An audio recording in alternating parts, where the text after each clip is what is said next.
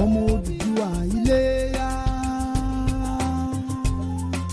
Iléyá o.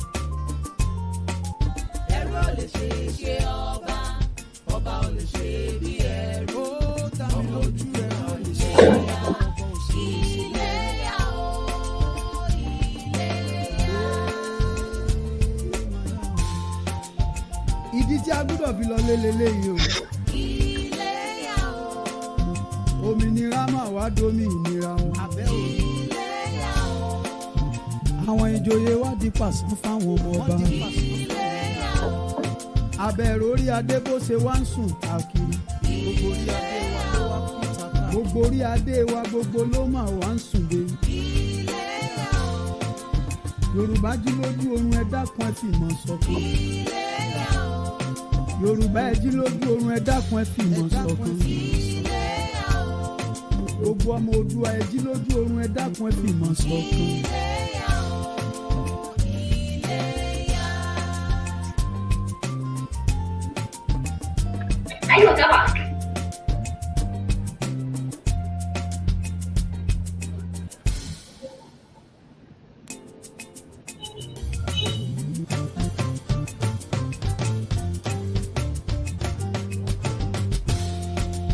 Ẹrú ò lè ṣe ọba, ọba ò lè ṣe bí ẹrú. Ẹrú ò lè ṣe ọba, ọba ò lè ṣe bí ẹrú. Ọmọ Odùduwà Iléyá. Iléyá o. Iléyá. Ẹrú ò lè ṣe ọba, ọba ò lè ṣe bí ẹrú. Ọmọ Odùduwà Iléyá. Iléyá o. Iléyá. Alépo nílé àwọn tó fún, aláṣọ nílé That àwọn. ever since the return of democracy since 1999.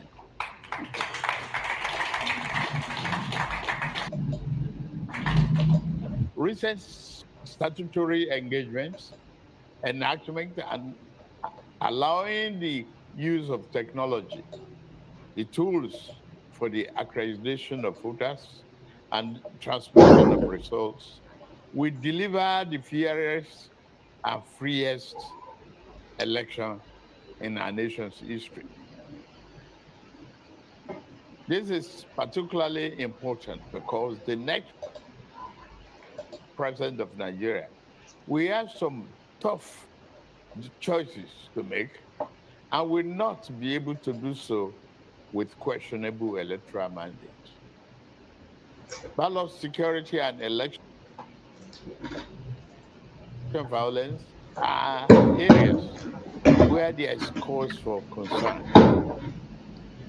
There is an emerging trend of attacks against the personnel and infrastructure of the Independent National Electoral Commission in parts of the country. At the same time, political conversations on social media have become more laced with violent rhetorics and threats of violence, retaliation against those opposing, perceived as opposing partitions. I stand firmly against all forms of electoral violence and intimidation.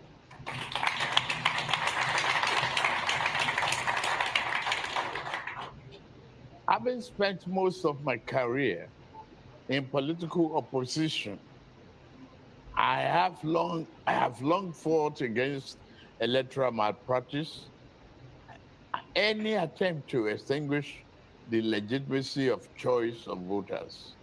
I will continue to do so, I promise.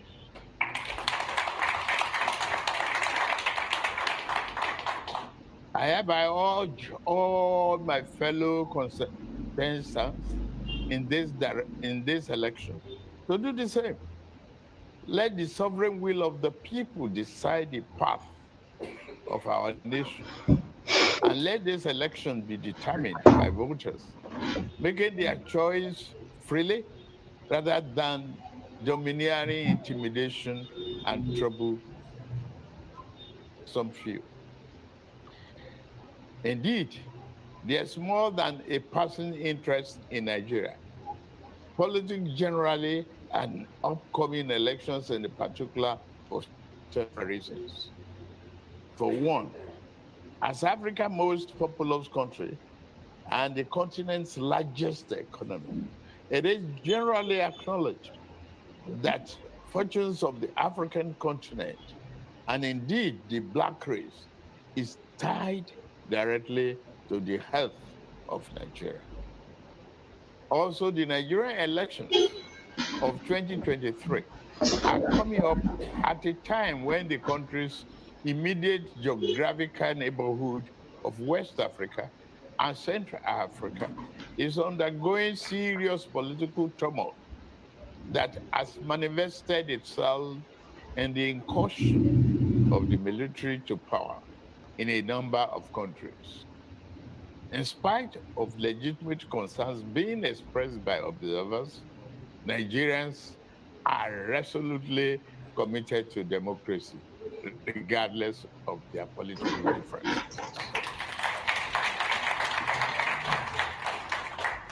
At the best of time, and with reference to its foreign policy orientation since independence in 1960 and since the end of its civil war in 1970. Nigeria has always crafted its domestic national security and economic development orientation policy some strategic foreign policy imperatives. There is a close connection between domestic development and national security. On one hand, to prosper at home in peace and stability, Nigeria needs to uphold its national security, unity, territorial integrity, sovereign independence, and safety, as well as well-being of its people. On the other hand, to secure itself, Nigeria not only requires to build and enhance the capacity of its armed forces, but also the welfare and well-being of its citizens. Though a commitment to the promotion of human security, the country has attempted through government and other successive governments interface national security and economic development as two sides of the same coin, focusing equally on food sufficiency and sustainable development. Nigeria shares direct land borders with 4 African countries, with whose people Nigeria also share historical and cultural affinities. This effectively means that the relationship between Nigeria and its immediate neighbors is such that it's more than just a geographical expression. To be fully secured at home, Nigeria has always believed it must be the brother's keeper. It was out of this understanding that African Premier Regional Economic Community, the ECOWAS, was established in 1975. Uniquely, ECOWAS had embedded in its mandate the promotion of regional economic integration as good in its own right, and in addition understood sub-regional peace and security. I am convinced, as I am sure of most of us are, that the broad principle that enabled successive Nigerian government to interface development and security and established an organic link between the national security and economic development with regional peace and prosperity. It is both impeccable and remains relevant. It is an approach which I commit myself to upholding and advancing. I promise you.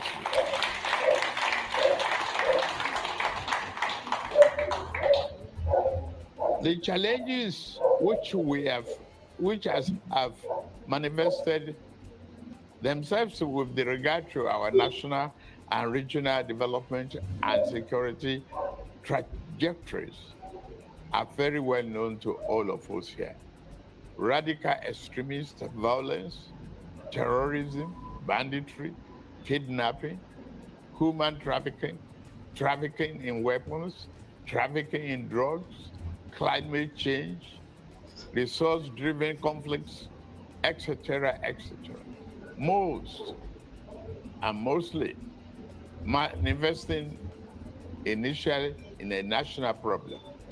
These challenges evolved over time into transborder and multinational challenges.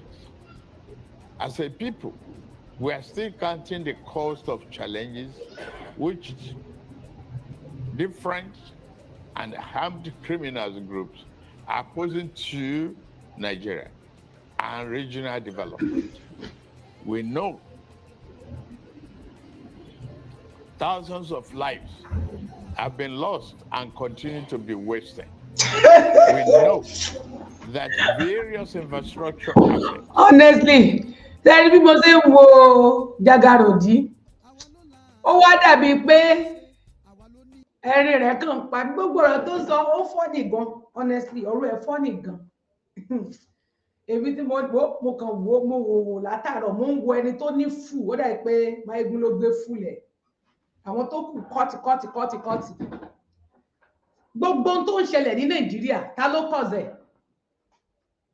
Àwọn wo ni wọ́n fà á? Are they not the one? Ṣé kìí ṣe àwọn ni wọ́n fà gbogbo story tán kà sílẹ̀ yìí? Ṣé kìí ṣe àwọn ni wọ́n fà á? Gbogbo story bí kidnapping ṣe pọ̀ sáwọn kan náà fà á. News gbé náà bí Boko Haram ṣe wọ Nàìjíríà bí wọ́n ṣe fi chance Goodluck Jonathan lọ pẹ̀lú El-Rufai. Honestly speaking, ẹ má bínú ẹ̀yin èèyàn mi bí ẹ ṣe ń wọlé, mo kí yín káàbọ̀ sórí ìkànnì Tenny ọmọ ológo. Tí ẹ bá ṣe ń wọlé, tí ẹ darapọ̀, ẹ bá mi máa press love àti like. Mo kàn sáré mú program yìí wá, mi ìfẹ́ jáde lénìí, but ó ní àwọn nǹkan kan tí mo fẹ́ sọ. Jọ̀ọ́ tó bá ṣe ń darapọ̀, bá mi like kó bá mi share. Á dára fún yín, ojú ò ní tì yín rárá. Tinubu wà ní London, ní Chatham House, ó sọ̀rọ̀ ńbẹ̀ lénìí. Tá dẹ̀ ráwọn kan tí wọ́n lọ síbẹ̀, àwọn ọ̀pọ̀lọpọ̀ àwọn èèyàn náà lọ síbẹ̀ láti lọ protest níbẹ̀. Ọ̀pọ̀lọpọ̀ ló lọ fẹ̀hónú ẹ̀hàn, àtẹni tó lọ fótìtọ́, àtẹni tó lọ fún ara rẹ̀, àtẹni tó lọ wo Tinubu tí ò rí, àtẹlòmíì gan tó jẹ́ pọ́tọ̀ ni tó bá lọ, gbogbo kálukú ló gbèrè sí ẹ̀wẹ̀. But to my surprise, gbogbo question wọ́n béèrè àwọn ìbéèrè kan lọ́wọ́ Bọ́lá Ahmed Tinubu tó jẹ́ pé ó yẹ kó dáhùn, but ó ti plan àwọn mercenary ẹ̀ sílẹ̀ débi pé ó ti fọkàn sí pé òun ò lè lulẹ̀ láíláí. But ó ignore àwọn some question. Ó dáhùn àwọn míì. Àwọn ará àwọn mercenary ẹ̀ tó kó wọlé bíi El-Rufai, bíi Gbàjàbíamúgbó, nǹkan bẹ́ẹ̀ yẹn, gbogbo wọn kóra wọn wọlé. Àwọn ni wọ́n bá dáhùn question. Ẹ jẹ́ ká máa wo kinní yìí lọ, ẹ já máa wò lọ. Ó gùn díẹ̀, but ẹ já máa gbọ́ lọ. At a huge cost, have been destroyed in deliberate act of reckless vandalism. We see the thousands of people who have been internally displaced or forced into refugee camps abroad. With farming activities disrupted, we have seen shortages of food items and food price inflation that are further undermining human security. Please love and like, please. I can go on and on in enumerating the costs that have been and are still being inflicted on mass of the people by the crisis of insecurity. To respond meaningfully to this content and to redress the many indications arising from them, we must begin by reminding ourselves of the old dictum: foreign policy is but a continuation of domestic policy.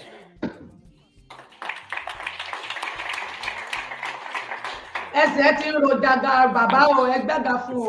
we must recalibrate domestic policy in order to revamp the foundation on which our need to pursue human security rests.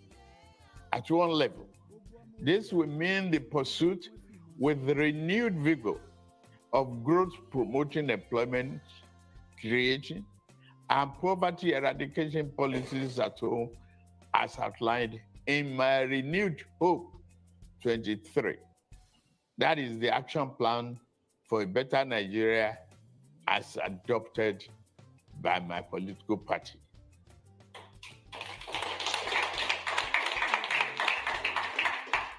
The present administration has invested heavily in agriculture, providing loans and expanding the country's total area of cultivated land.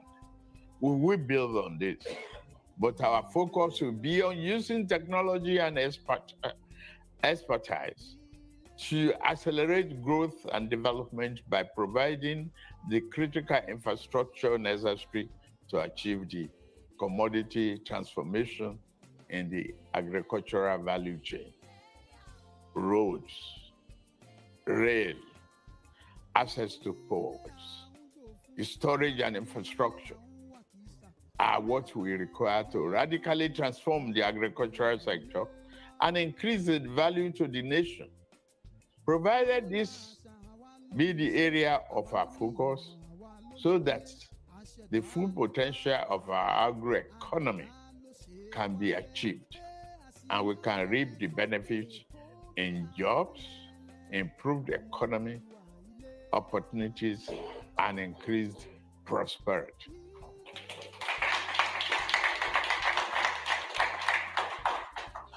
Fixing the perennial redo of energy supply is another priority. There's no version of the world where Nigerians' ambition for self can be achieved without solving the problem of how to provide energy to homes and businesses across the country. It is time to recognize that the centralized approach to energy policy infrastructure is not an optimal arrangement, and it is unlikely to improve by mere tinkering around the sites. The federal government, as regulator, an operator, and the price fixer, is a broken model.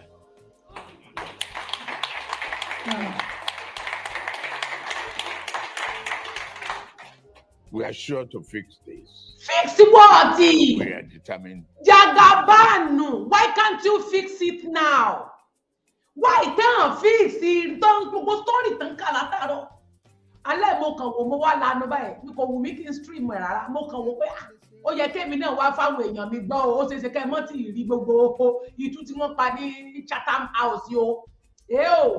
Abẹ́ rí nǹkan mo ṣe mọ́ fún yín nírọ̀rẹ́.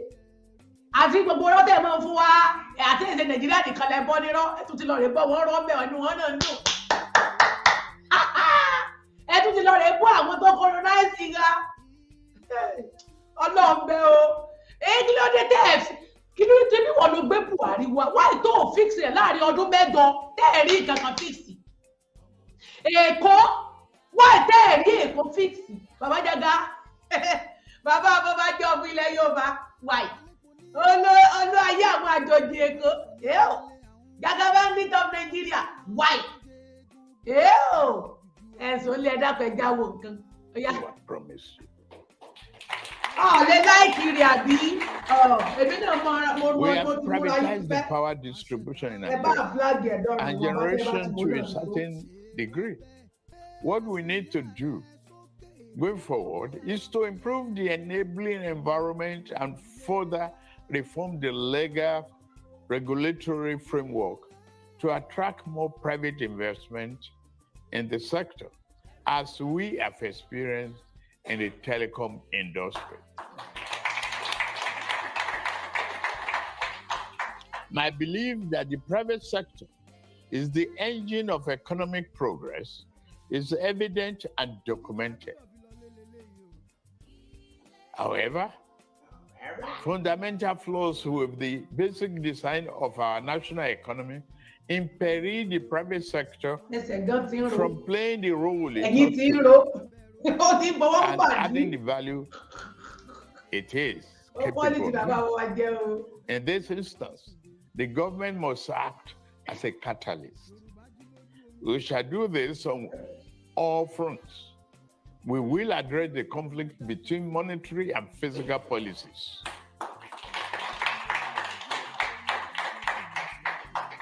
Budgeting will be based upon the projected spending level needed to push the real annual growth rate above 7%. We will reduce the unemployment rate so that we can double the economy in 10 years.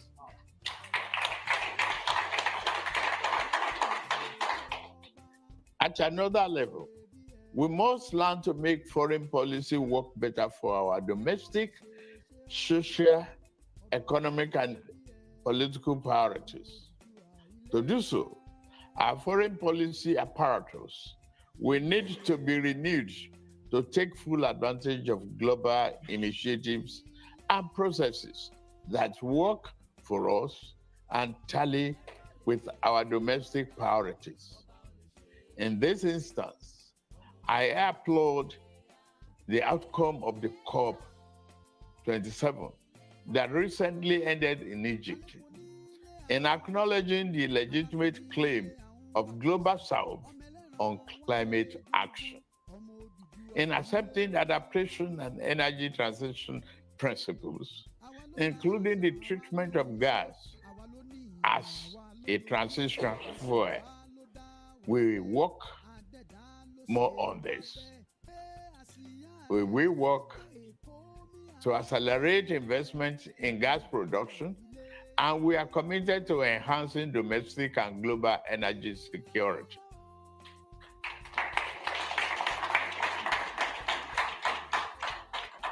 Furthermore, beyond what we do nationally, we must also become much bolder as Africans in our effort at regional and continental integration and security.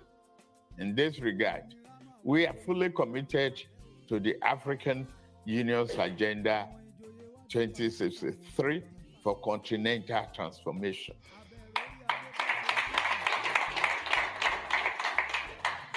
Amidst the changes taking place in the global order, the primary duty of leadership in Nigeria, and I dare say all Africa, is how within a vision of national development and security that is human-centered, not foreign policy that is crafted to fit the priorities of rebirth and accelerated progress. This is the task to which my colleague and I have committed ourselves as part of a broader project of leveraging our national assets and natural endowment to nurture and to project a renewed Nigeria that will be responsive, and respected driver of prosperity and harmony in Africa and around the world.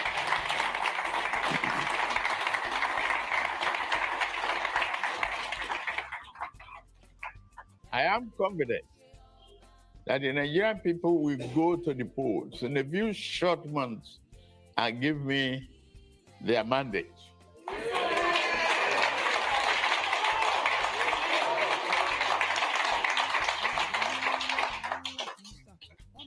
I'm ready to lead and govern the country. I will return here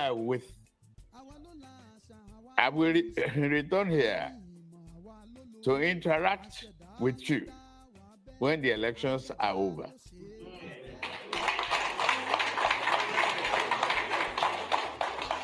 I will come, not with a long list of priorities for the future, but with a plan for the collaboration in the best interests of the country. I love the country I love and dedicate myself to for a lifetime. I hope you will receive me then as gracious as you have today.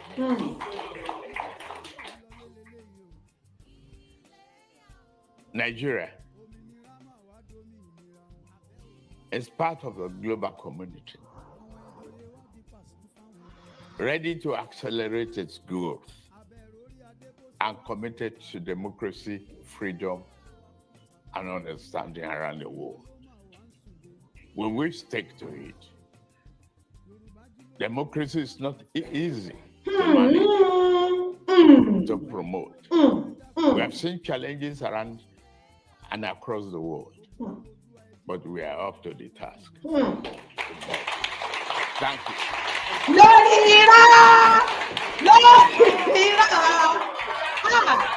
Wọ́n ní kọ́ máa ti ìlọ́kọ̀ ẹsẹ̀ gan ti ń ro àánú ẹ̀dẹ̀ fẹ́ máa ṣe mí sá àánú ìdágbọ́rò ní fẹ́ máa ṣe mí sá ẹsẹ̀ ti ń ro mo ti kọ́kọ́ débẹ̀ mo mọ̀ fún wọn kọ́kọ́ ti jẹ́ẹ̀kì gbogbo wọ́n ti fi gbogbo ẹ̀ sí lára tí òfin lè dúró látàrí tó dúró yìí ẹ wo bó ṣe ń mí ẹsẹ̀ ti ń ro ó ti jókòó ó ti nàró jù ẹ wo bó ṣe ń mí lókè lókè jágàrò ní mi ó ti nàró kú ó ti sú òun gan. Ìwà ìkà ni ìkà ló fà á ẹ bó ṣe sojú àánú ẹ̀dẹ̀ ń ṣe mí but ìwà ìkà ló pọ̀ jù lọ́pọ̀ rẹ̀ ìkà pọ̀ ó dájú pọ̀. For some proper conversation now, including some questions inside the hall here. We have many thousands of people watching us on live stream, so welcome if you're on Zoom and on Facebook Live. And Mr. Tinubu are going to take questions in threes, so please just. Mr. náà pé o sẹ́ẹ̀rí báyìí Mr. Tinubu náà pè ní London ẹni tó pè ní Mr. Tinubu yìí ní ìsìn kò ní kò rẹ Nàìjíríà o kò lówó rẹ o táwọn bá wá pé Mr. Tinubu wọ́n mọ̀ bọ̀ pé ọmọdé wa lẹ́kọ̀ọ́ arágbá fi lóore àwọn òyìnbó ni wọ́n ń bá ọ lọ́wọ́ pé ọdún gàgà Tinubu ọwọ́ wọ́n pè ní Mr. Tinubu ẹ̀yin ò mọ̀ ní ká máa pe dáàdi Tinubu. But so we get reasonable number of questions in. So first of all, there's a very long hand at the back with a pen that is up, and it's the gentleman there. There's a microphone coming to you. Please introduce yourself. Thank you very much. Go ahead. Patrick Smith from Africa Confidential. Mr. Governor, welcome to London. This week, the Central Bank of Nigeria tweeted that the NNPC has not remitted 1 kobo of oil revenues in the past 6 months, at a time when Brent crude, I think, is above 80 a barrel, heading upwards. Some would say something is going badly wrong with NNPC. Some would blame it on the organized theft of Nigeria's oil. As much as 400,000 barrels a day by colluding local and international companies and rogue officers in the security services. What is your solution to this very pressing problem? Thank you very much. As you remember, Chatham House produced a report some years ago, and your current described oil when he was here, President Buhari. So the lady just there, please, yes. Yeah, madam, please go ahead. They're not what you like. You want to get back to them. Stand. Stand up, then people can see you, please. Right. Good afternoon, all. Your Excellency, wonderful. The question I I wanted to ask. You have touched on briefly. My name, first of all, is Valdez Tinuke Davis Kensington. I'm a Nigerian. You've touched on security, very important issue in Nigeria. Well, you've not told us how you're going to manage this. We'd like you to tell us how you will manage security in Nigeria. And second part of my question, there's loads of kidnapping of women and girls in Nigeria, rape of our young children in Nigeria. Can you tell us, Your Excellency, how this will be managed? Thank you. Thank you very much for being very precise. Mr. Tunu, we have many questions coming in live stream about how you're going to combat terrorism and violence against women, including from Bulupi Omosori. So the gentleman right here on the corner, yes, you, sir. There's a microphone there. Please go ahead. Please be no long speech. We don't have time. So you can ask it straight. Well, my name is Matthew. Thank you, Asiwaju Bola Tinubu, for taking this opportunity to come and speak to us. You may know that I was.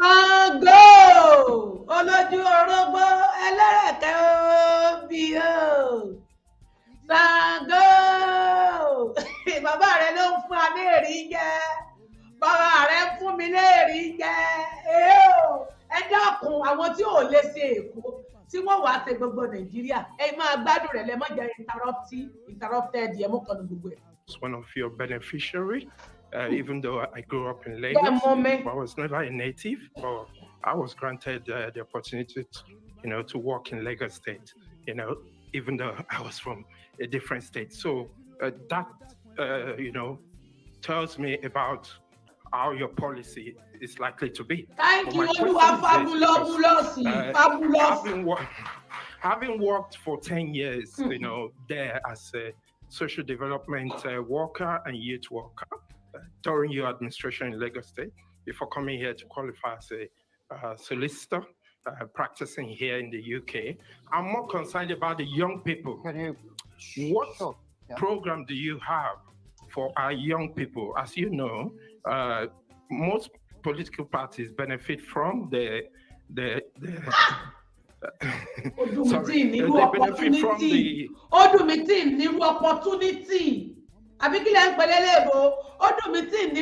opportunity. Ẹ gbà mí o. Ibo mo wà, ẹ dákun. Ọdún mi tí nírú opportunity. Irú opportunity tí nírú rẹ̀. Ẹ ṣáà já máa wò lọ. Ẹ dákun gbòmọdé ọwọ́ mi mọ̀ ti tẹ kíní kúrò lórí láì. Ẹ wá gbà mí ẹ làjà. Apá bọ́lá wà. Goodwill of young people. Okay. And so have you got plans, that will generate training, appointment, and also job security? Okay, thank you so much. So what are your plans for youth, young people? If you Mr. Tunumbu. Please, if we can keep quiet for one conversation here. Thank you. Go ahead. Let me once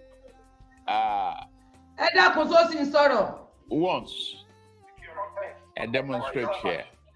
One of those philosophies I wanted doctrine that I believe family in is teamship. Unbreakable team. Unbreakable at glass cup. I will choose the first question. Assign it to Dele Alake. To answer, Baba passive. The second question. Yeah. Nasiru Erufai.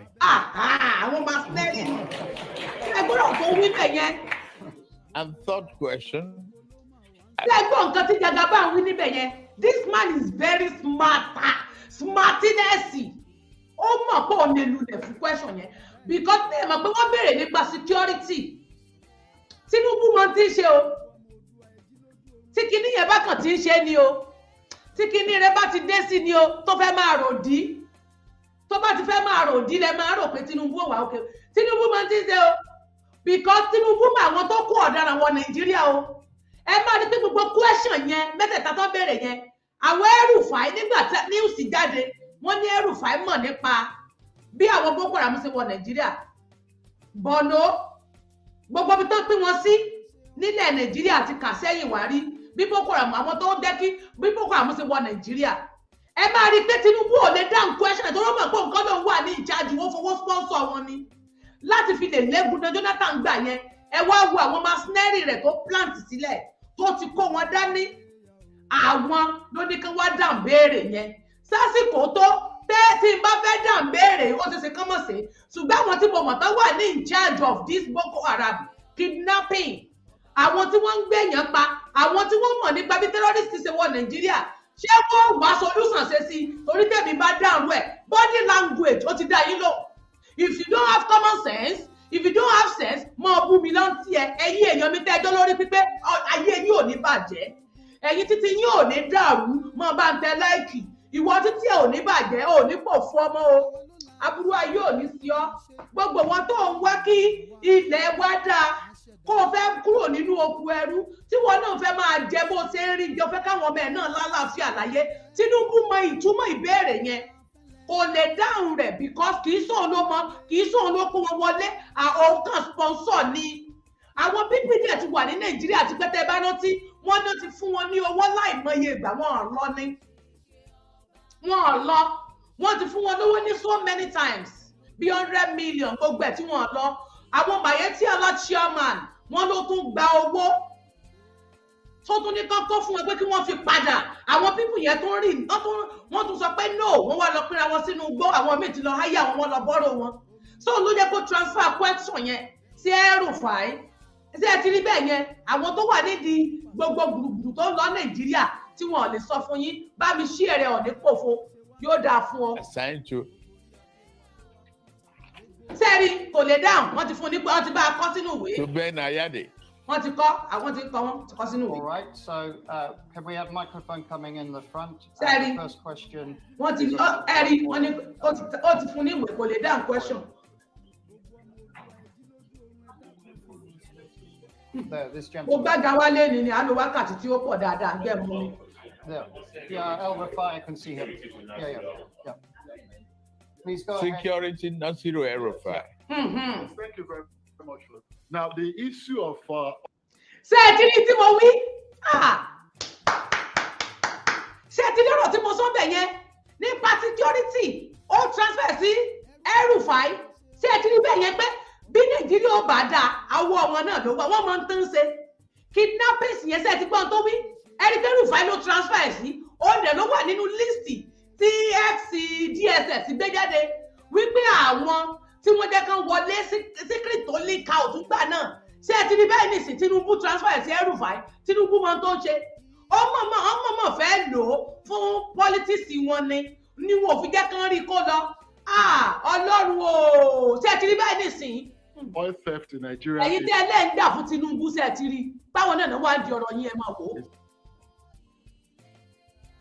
Play deep-seated, and it's been long-standing. It's been there. It's not a new development, as we all know. It's been there for decades, and then we discover the various dimensions daily. Now, the incoming administration, by the grace of God, of Bola Ahmed Tinubu, has devised some novelties in terms of strategies. First of all, to combat oil theft is tied to the security situation of Nigeria. Now, the questioner has linked it with connivance with the security agencies. Now, the Bola Ahmed Tinubu administration has a three-pronged approach to this. In terms of regenerating, revamping, and recalibrating the security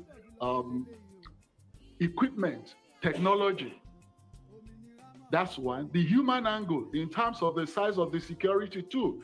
Today, we have over 200 million people, and there's no way the current strength of our security agencies can adequately cope with the gargantuan and enormous problems of security, securing lives and property. So the personnel of all the security or coercive agencies will be increased. to cope with the large population of Nigeria. That's another dimension. The third dimension is really employing state-of-the-art technology like drones. You are welcome. In terms of kidnapping, in terms of even identify the oil theft and the oil pipelines, the illegal pipelines that have been rigged, that have been embedded in the ground for years. You cannot but employ technology like drones to pinpoint the actual spots where these things are. And this has already started. The current administration actually is making very good strides in this respect. They've been unearthing and discovering and arresting, apprehending the culprits in charge of what. So this will be intensified. It will continue and actually be taken to a higher level, such that in the first 6 months of the Bola Ahmed Tinubu administration, oil theft will not only be reduced tremendously, the goal is to stop it in its entirety. Why can't you do it now? Mr. No story tell you don't pa. What you think? Okay. Excuse me. That does not mean a departure from the present administration. The classification, a theft and a receiver exists. They have a drone with no result. So you have to. So go. As in now, you had always had a drone with no results. Boundaries are there in the bush. There is nobody catch them with it. But no matter more away, you don't abuse one. Maybe was a catch up one. Classify the receiver as taking blood money. Go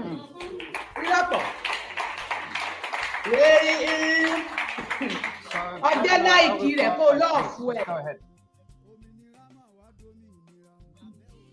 Your Excellencies, my friend Alex Vines, ladies and gentlemen, security has been a big issue in Nigeria in the last few years, and that has affected not only rural economies, but agricultural production, commerce, and everything else. The Bola Tinubu administration will address these challenges, or whatever remains of it, after the efforts of this administration in at least 3 ways. First, policing.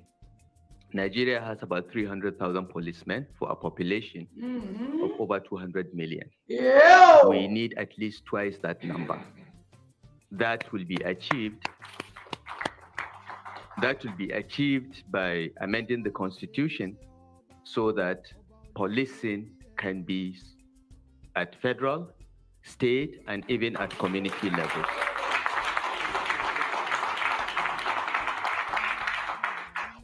With increased security footprint, there will be less and less of criminal activity. The second step is to look at our armed forces and security architecture. Nigerian armed forces are not more than 200,000 in size, the Army, Navy, the Air Force. While some countries are even looking at a space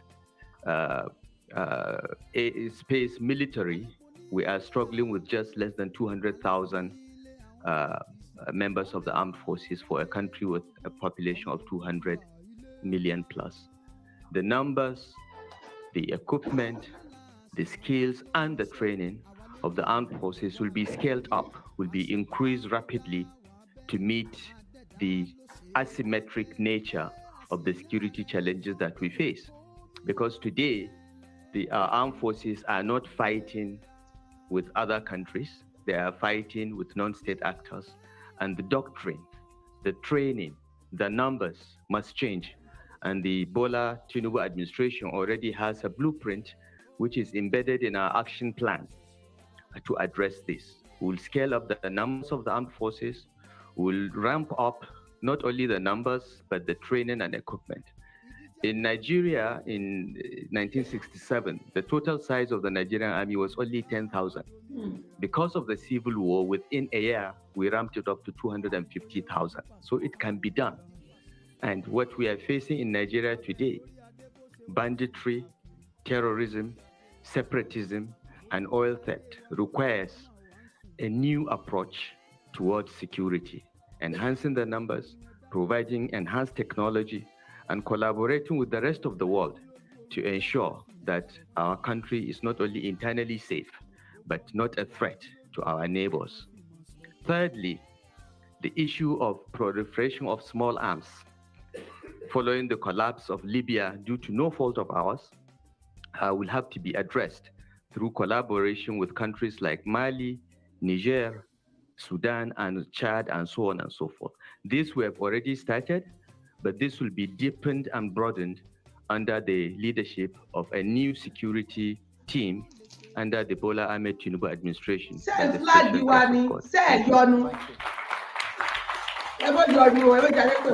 a third question on education and youth, of which I have, we've got about 30 questions on this that have come in, including from Mariam Haruna. So Mr. Tanumba, maybe you'd like to answer that question.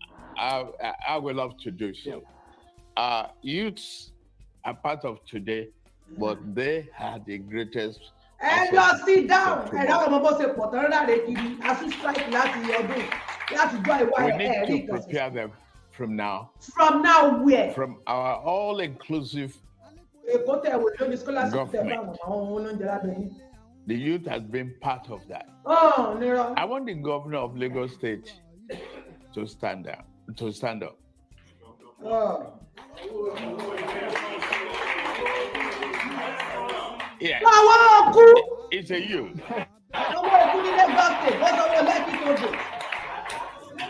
And it's driving the fifth largest economy in Africa today, and the transformative government of our legacy, my own personal legacy. Yes, the education system is to change. We overhaul it. Tinker with some areas that with the philosophy that no one will be left behind. There be student loan for all the students. Oh, student loan! Ẹ̀gbọ́n wọn ní wọ́n fẹ́ yin student ní loan. Bùkúlẹ̀ tí ò fẹ́ yan ọmọ Èkó nígbà tó jẹ gọ́vnọ̀. Wáì tí Sanwó-Olú tó wà bẹ́ẹ̀ tó sọ ọmọ rẹ̀ kílẹ̀ tí ò fún yín ní loan. Buhari tó gbé débẹ̀ wáì tí ò fáwọn student ní loan tí school strike ẹ lọ dìbò. We are going to reform the Almajiri system. Ó parí Almajiri gan. We are equally going to build additional schools and recruit more teachers and train them more. Teach them the opportunity to govern. Give them that opportunity. Broadband, technology, homes, and so on and so forth. Will be established that youth can even develop technology languages on their own and make a better 21st century approach to governance in Nigeria.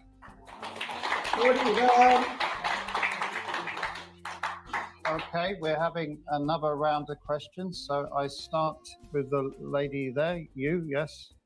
Please tell us who you are. There's a lady behind you. I'm so sorry. My name is Popoloma Mariam Adewale, Nigerian in the diaspora of over 40 years. I know we have remittances over 30 billion remitted to Nigeria from worldwide every year. And I do appreciate that the leaders, they do come every electoral cycle to speak to us in diaspora, but we can't vote. Is there any plans you have, sir, with regards to diaspora voting? Thank you so much. Good question. So, the lady just here, you, madam, yes. Please go ahead. Yes, this lady. Yeah. Hello. Louise Doans from AFP News Agency. I cover Nigeria and I'm based in Abuja. I have two quick questions. One, please. One? Okay. Yeah. Okay, well, my question is, what exact steps will you take in your first year in administration to reduce unemployment rate, and in which sectors will you create jobs? Okay, so that's the second question on reducing employment. And the gentleman just there, we will be coming back another round. Yes, you, sir. Go ahead. Excellency, John Cookson, Arise News. You spent a long time today talking about the problems that Nigeria has, but you've been an integral part of the government for the last 2 terms. Why should people vote for you? Why are you a fit and proper person to be president? Thank you very much. So the question was, you've served 2 terms in this government, so why should you be now elected as president? You've done your time in government. And then we have the question on remittances stroke, how can the diaspora vote? And then the question from Agence France Presse on how you're going to get employment up, how you're going to get economic growth. Those are the 3 questions. Well, the same method. We call on Wale Edun to answer the. Why did you question sí àwọn èèyàn yìí? Ṣé ká sọ wí? Why tó ti question yẹn sáwọn èèyàn kan? Ẹ̀yin èèyàn mi, ṣé ọ̀rọ̀ yóò yé yín ni? Ẹ jẹ́ padà sórí stream. Ẹ dẹ́kun, kí ló dé tó jẹ́ pé Tinubu ti question yẹn sí àwọn èèyàn? Why tí ò lè dá question yẹn down fúnra rẹ̀? Why don't he? Because I don't understand. Why don't you question yẹn sí yàn? Gbogbo tó ń bí léèrè lẹ́nìí, ọ̀tọ̀ níbi tó ń sọ sí. Ìyẹn mi pé sáwọn tó wà ní ìjáde problem tó ń ṣẹlẹ̀, question tó bí yẹn, àwọn tó wà ní ìjáde ìṣòro yẹn, àwọn ló ní kán máa wá sọ̀rọ̀ yẹn. Torí ọ̀rọ̀ yìí mo kàn ń imagine látàárọ̀ tí mo ti ń wo kinní yẹn gbà tí máa ń gbogbo ẹni. Torí tí mo bá wò dáadáa, mi ti mọ̀ nípa news tẹ́lẹ̀ tí mo ti fi ṣe program lórí El-Rufai, ó dé fàdá ní.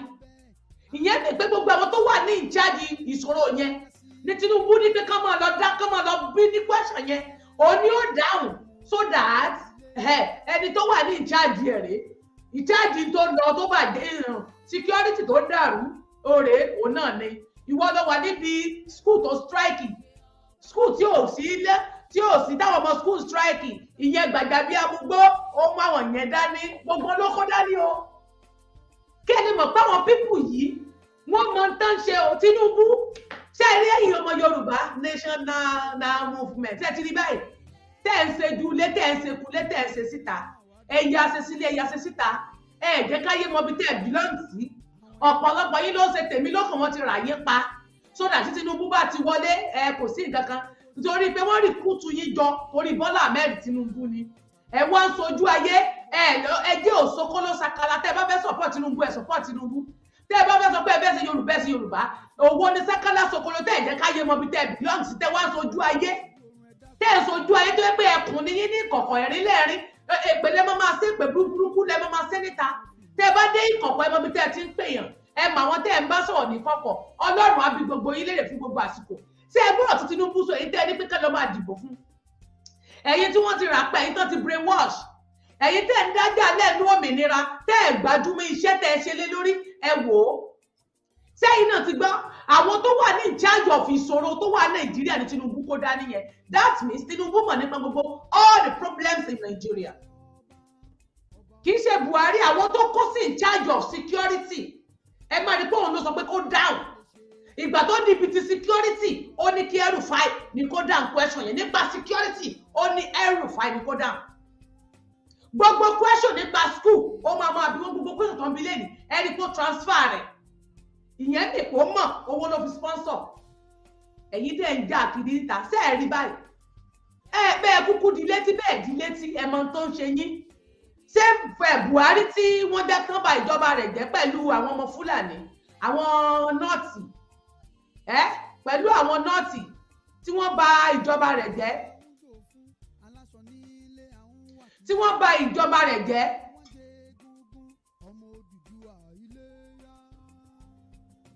tí wọ́n bà ìjọba rẹ̀ jẹ́ tí wọ́n jẹ́ kó rí ìjọba rẹ̀ lò tó jẹ́ pé wọ́n pípa jíjìyàn gbé náà jíyàn gbé kiri wọ́n wá jẹ́ kí Tinubu wá rí tiẹ̀ lò bọ̀ ó mọ̀ gbọ̀dọ̀ tàbí ó fẹ́ kí gbogbo sẹ́rí tí wọ́n bá ń sin yín lójú ẹ máa ronú àwọn tó ń sin yín lójú Tinubu mọ̀ọ́mọ̀ kó wọn dání ní àwọn tó wà nídìí ìṣòro yẹn ó lè má sọ tí ó fẹ́ ṣe lọ́n fún àwọn yẹn ẹ máa rí pé ẹrùfẹ́ gẹ bó ṣe ń dá lówó bó ṣe ń dá ìbéèrè yẹn kò wá active pẹ̀lú ẹ̀ gbogbo question yẹn àwọn kan ló ń tì sí bá mi like àti love yóò dáa fún ọ kí a máa gbọ́ lọ question lọ. Phone, please, coming here. That's really, with the greatest respect, first draft that question. That's a question for the gentleman who is coming to you in January, the chairman of INEC. Oh, okay. For him to answer. Okay. Well, that's the answer then. Good. But definitely he doesn't have an objection. No, but let's just have. Man, it's a constitutional matter. But please, let's let Mr. Tunumbu. He's the main. Okay, I think it was Herufai last night that mentioned that diaspora voters are entitled to voting. If you make contribution to the economy with remittances that you have been making, your right to vote should not be abrogated, but promoted. However, we are still building confidence in our democratic and voting system. INEC is still yet to assure us during this election that electronic transmission, the technology being used for accreditation and the total vote count is reliable, dependable, and assuring in our democratic process before we introduce a complicated element of mail-in ballots and so on. So,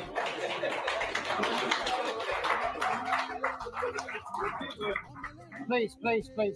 So my message is this conversation will be continued on 17th of January. We have Professor Yakubu here from INEC. Please come back and have a discussion with him.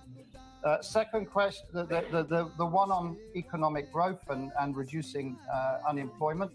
Please, sir, the microphone is just there for you. Thank you. Good afternoon. As our presidential candidate said in his speech, his aim is to increase economic growth.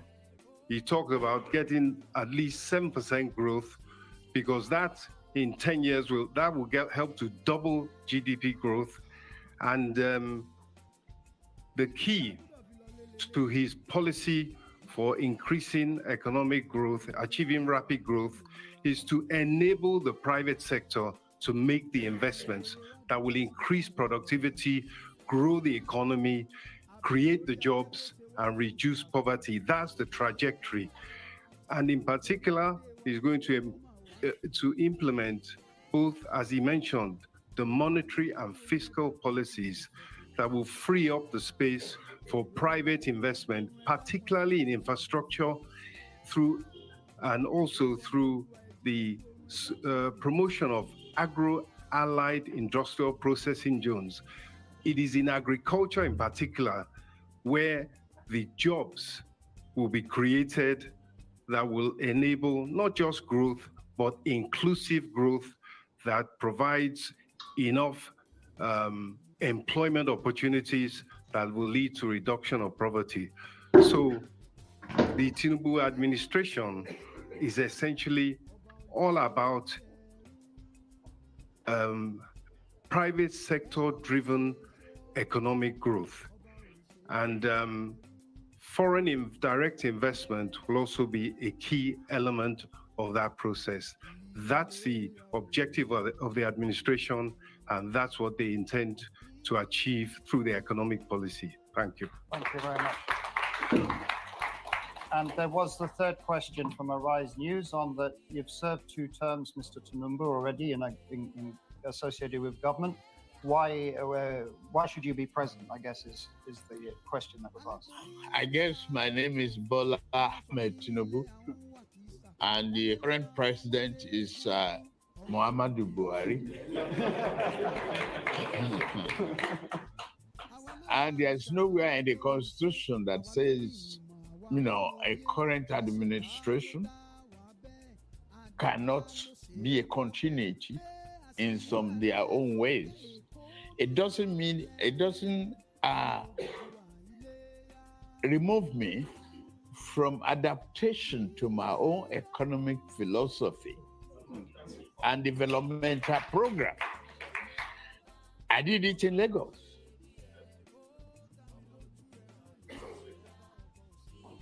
I converted the greatest liability threatening the environment and Lagos existence to asset of magnitude value. I've employed various hands in Lagos, whether you are from Lagos or not. I've encouraged private investment in Lagos more than any other part of the country. In fact, beating the federal government and before we took over the reign of the regime. Vision, courage, and can-do attitude of an individual is self-given.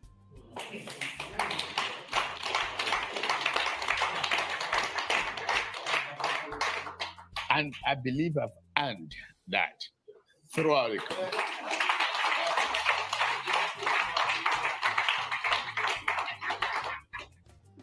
So this may well be the last round of questions because the clock may defeat us. So the gentleman right at the back there, you sir? Yes? Go ahead, first question. Thank you. My name is Ayo. I lead a social justice charity here in the UK. I want to ask, in 2018, when Prime Minister Theresa May signed a defense partnership with Nigeria, renewed again this year, many look at that and say it has produced no benefit for people up and down Nigeria. What changes would you be looking to make to that defense partnership arrangement to make it more effective for all Nigerians? Thank you very much, very clear. The lady right at the back there, you, yes, please. Thank you very much. Welcome, sir. Can you tell us your name, please, also? My name is Priscilla Wikbo. I'm a freelance broadcast journalist. So you've spoken a great deal about what you've done in Lagos, and yes, we're very aware of it, and you're a team player because you're able to include everybody else, and we appreciate your team here today. They're very capable, and we can see that they have the capacity and the capability. However, sir, you are running for president, and as Nigerians, we would very much like to hear from you because we believe the office of the president, if voted in, will be you and not your team per se. So on that note, sir, if I may, we haven't seen you engage with Nigerians on a one-to-one interview or at any of the live programs that has been going on. And furthermore, there are issues at the moment running with regards to your identity, with regards to your age. So I wonder if you could provide some clarity on the issues of your identity and age, and also let us know when we can engage with you one-on-one on an interview, hear from you directly as the office holder. Thank you very much. Two more, one from this row, one for that, and we've finished. You, sir, there. Yeah, please, go ahead. Yeah. Good afternoon, ladies and gentlemen, Your Excellency, Dr. Alex, my name is Otumba Eric Ayola. I'm the Secretary of the PSA UK Progressive Solidarity for Ashiwaju. My question to you, Your Excellency, sir, is about the health sector. We know that we're suffering a great deal in Nigeria as per health. So, sir, how do you intend to do two things? One, uplift the provision of health in Nigeria. And secondly, how do we stop the brain drain of our best doctors, nurses escaping Japa to the UK or anywhere else? Thank you. Thank you very much. And we'll take one more. And Very good. We had many questions and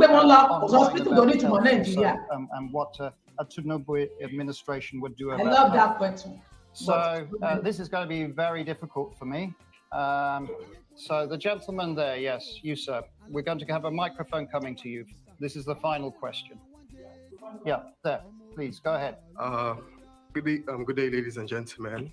Mr. President, my name is EJ Balangalari.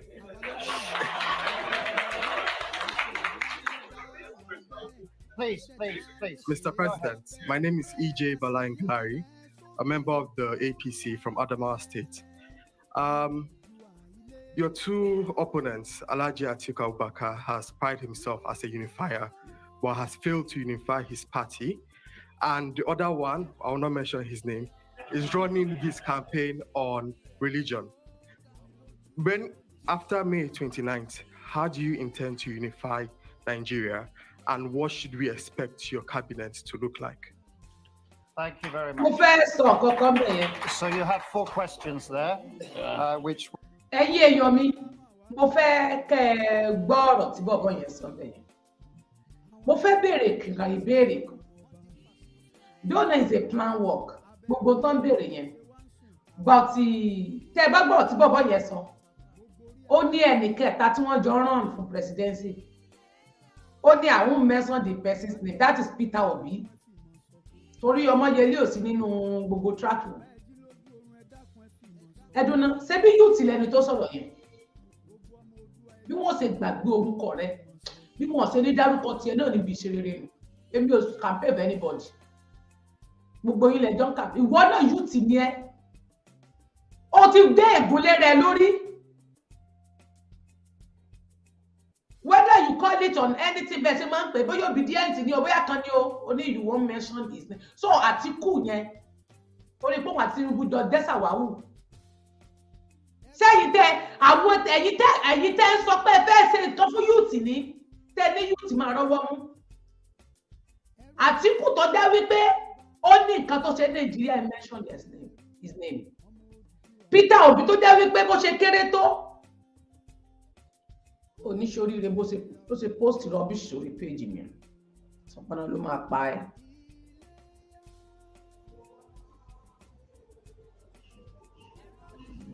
Mo ń bọ̀ o olórí burúkú kan post kìíní kan sórí péjì ni tó lè affect péjì mi wọ́n report ẹ̀ ní pẹ̀lú wèrè tán post yẹn mi tè delete ẹ̀ dànù àwọn ni wọ́n report gbogbo péjì mi tẹ́ máa ṣòfò lé ẹ̀yin náà gbọ́rọ̀ ọ̀rọ̀ yẹn fún youth ẹ gbọ́rọ̀ tó sọ jáde lẹ́nu ok àwọn tẹ́ ẹni gbọ́n dánú fún yín. Well, how are you going to unify Nigeria after elections? That's the final one. Health. What are your health policies for Nigeria if you become president? The other one was the lady, I forget your name. Priscilla asked about, are you going to do one-to-ones? And also there's speculation about a number of issues around yourself. I guess I've read on the internet about health and various things. People are asking questions. And then there was the final question about that the UK-Nigeria defense partnership doesn't seem to have delivered. What would you like to see a bilateral defense arrangement with the United Kingdom? How could it help Nigeria? Those were the questions. Okay, I would still want to adopt some of the method I did to show the team and the capacity that we have. The woman leader for APC can answer the question of the health, I believe. That personal question, I will leave it to the last contribution. Okay. So Priscilla, you'll get answered last of all. Yeah. Please go ahead. And go ahead, please, on health. Let's move ahead. And then we'll call on the Speaker of the House of Representatives, Gbajabiamila, to contribute on this, on the second question. Go ahead. Thank you very much for this opportunity. I want to very clearly state that the Asiwaju Bola Ahmed Tinubu's administration, when voted into power, is really very specific on achieving universal health coverage through certain indices, which we will be working at as a government. His Excellency has clearly stated that first, we need to fix the health system of Nigeria and improve on what is there already, providing the right environment in terms of the pay, in terms of the engagement, in terms of training of health workers, improving of the facilities, that's the infrastructure that we need to give Nigeria quality healthcare services. More importantly is the fact that we want to move into a system where we can make our primary healthcare more functional. Asiwaju Bola Ahmed Tinubu is also concerned in providing access for healthcare to everyone. He's going to do this by ensuring that he provides free healthcare to pregnant women and children under 5, and ensure that everyone has a mandatory contribution to our health insurance scheme.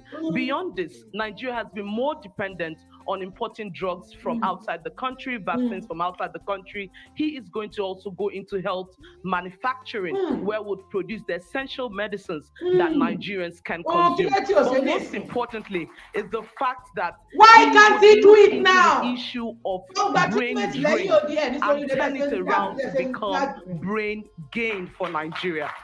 All of us seated here, we have many doctors, many experts outside Nigeria, and that's why he's here today in the diaspora to interact with you. He would attract all of this brain down into specialist hospitals that will be built across the geopolitical zones in Nigeria. That way, we can give quality healthcare to Nigerians and equally prepare for the next pandemic if it ever happens. Thank you very much. Thank you very much.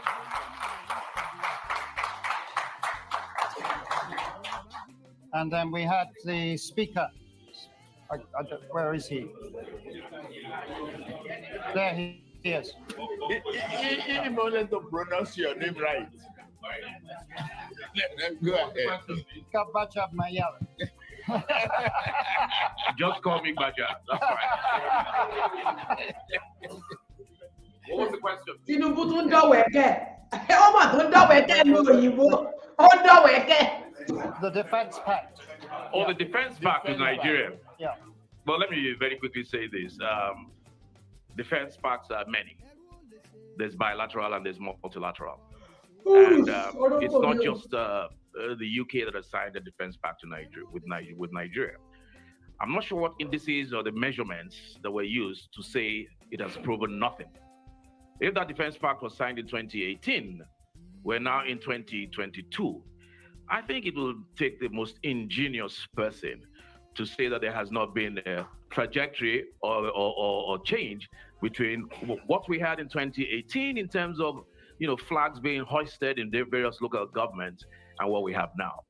I think more important in terms of defense pact, it's a defense pact with the United States and other countries, apart from the UK as well. So I call it a multilateral defense pact. We have the Leahy Act in America, which we need to look into, which actually deprives Nigeria and some other countries of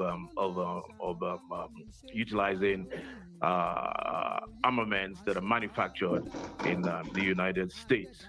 And this is based on human rights records. But you cannot on one hand condemn terrorism, and on the other hand, make it difficult for Nigeria to get arms from those countries. It's a no-brainer, and that's what we're going to be going around in circles. So we're looking towards, and Asiwaju will be looking towards, and this is a matter that is dear to his heart, because without security, security is the bedrock. You can't actually build something on nothing. You have to secure the country first. So that's an area that this administration is looking at very, very seriously. And in terms of all the arms of government, defense sectors communicating with themselves as opposed to acting in silos is one area that Asiwaju Bola Ahmed is looking forward to in his administration.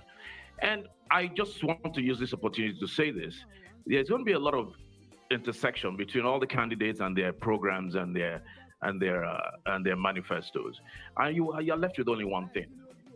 When everybody's addressing the same thing and more or less saying the same thing, obviously following the lead of Asiwaju, you're left with one thing, and that's what happens all over the world. A candidate runs on his records. So we are left with a track record of all the candidates that are running. And somebody's track record is there for all to see. It's there. Some people may not want to hear about Lagos, but it is what it is. He's done it for 8 years. He continues to do it in Lagos and everywhere else that he touches. So that is all we can depend on. Not speculation, I will do. You have before you a thinker and a doer. You have his records before you. Unless, of course, a candidate does not have a record to run on, or his record is not good, then you begin to character assassinate, begin to speak to personalities that are neither here nor there and obviously not true, and you avoid and run away from the issues. Let's make it about the issues. Thank you. And finally, you do have the question from Priscilla at the back there. Priscilla, thank you very much for the question. It's inquisitive.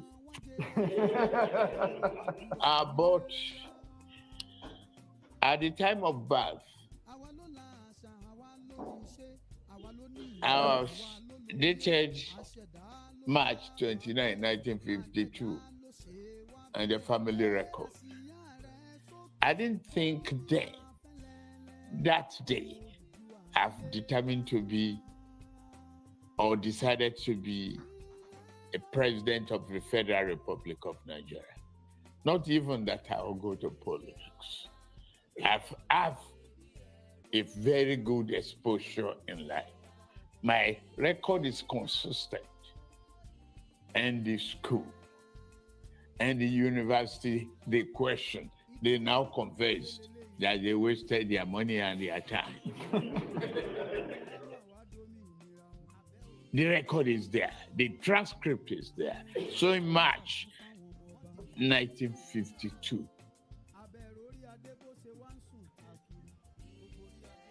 I'm not claiming another father.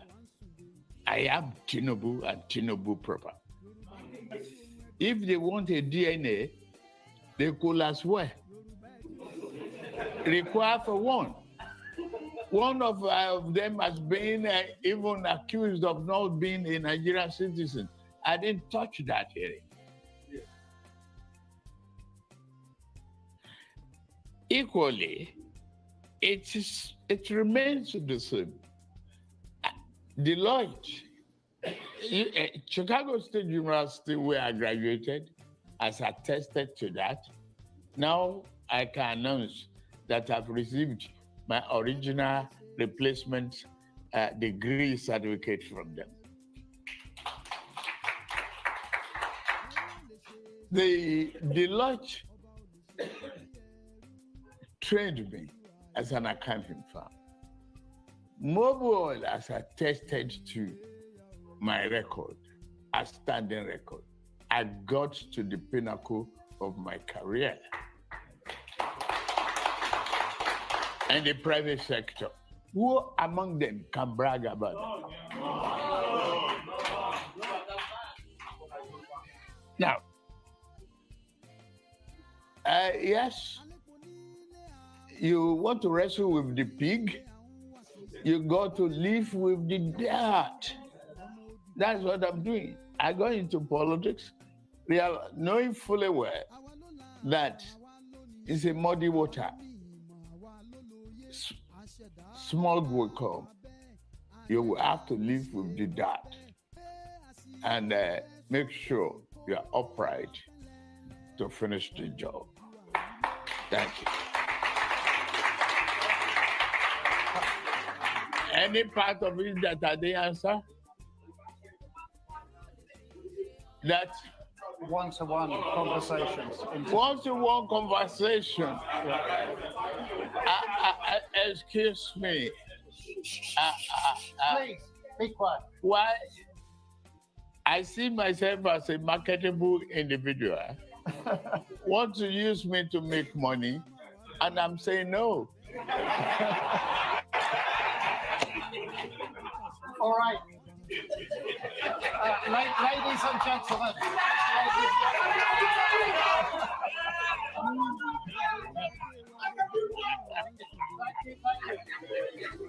Can we show the customary appreciation of a speaker at Chatham House?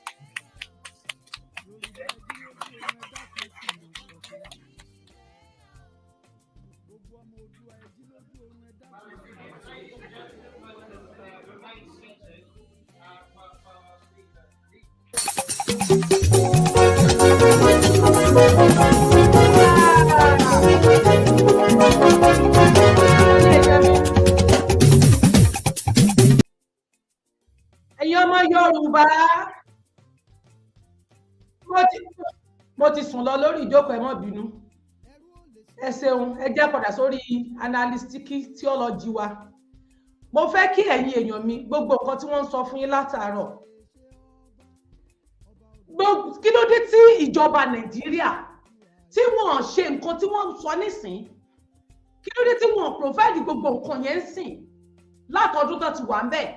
Wọ́n wá recruit àwọn èèyàn lọ, wọ́n ti plan àwọn èèyàn tí wọ́n máa bá wọn parọ́, tí wọ́n jọ máa tanra wọn. Mo ní sáré sun ìṣẹ́jú bíi 5 ní ẹ dákun, ìmọ̀gbà tó tọ́ mọ́ mi lára. Mo ti sùn lọ. Òru ní òní, ojú mi ẹ̀rí bó ṣe ń ṣe, n ò lè sùn. Ojú mi ń ṣe pékúpékú, ẹ má bínú, mo ti sùn lọ lórí ìjókòó. Ẹ dákun. Now, ẹ dákun ẹ̀yin èèyàn mi, kí lẹ̀yin rí sí ọ̀rọ̀ yìí? Ṣé a ní kíní kan máa ń wọ́rì mi? Káwọn èèyàn mọ̀ pé wọ́n ń sọ́fà. Àwọn èèyàn ń jìyà, àwọn èèyàn á dẹ̀ tún máa ga sí ẹ̀yìn irọ́, wọ́n á dẹ̀ tún máa bá wọn bo irọ́.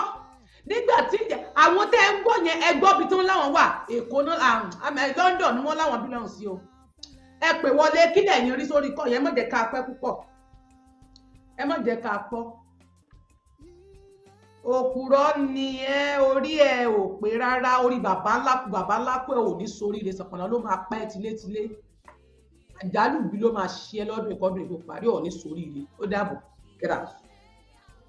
+447466694918. Ó yá, ẹ pè wọlé, ẹ pè wọlé, ẹ pè wọlé, ẹ pè wọlé, ẹ pè wọlé, ẹ pè mí wọlé.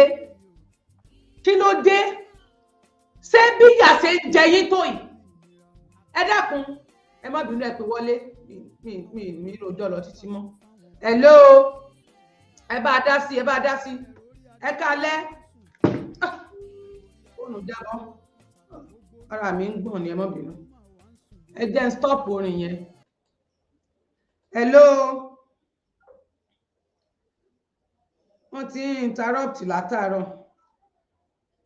Hello, ẹ bá dá sí, ẹ dákun. Hello, kí lẹ̀yin rí sí gbogbo ọ̀rọ̀ tí wọ́n sọ yìí? Kí ló dé? Hello.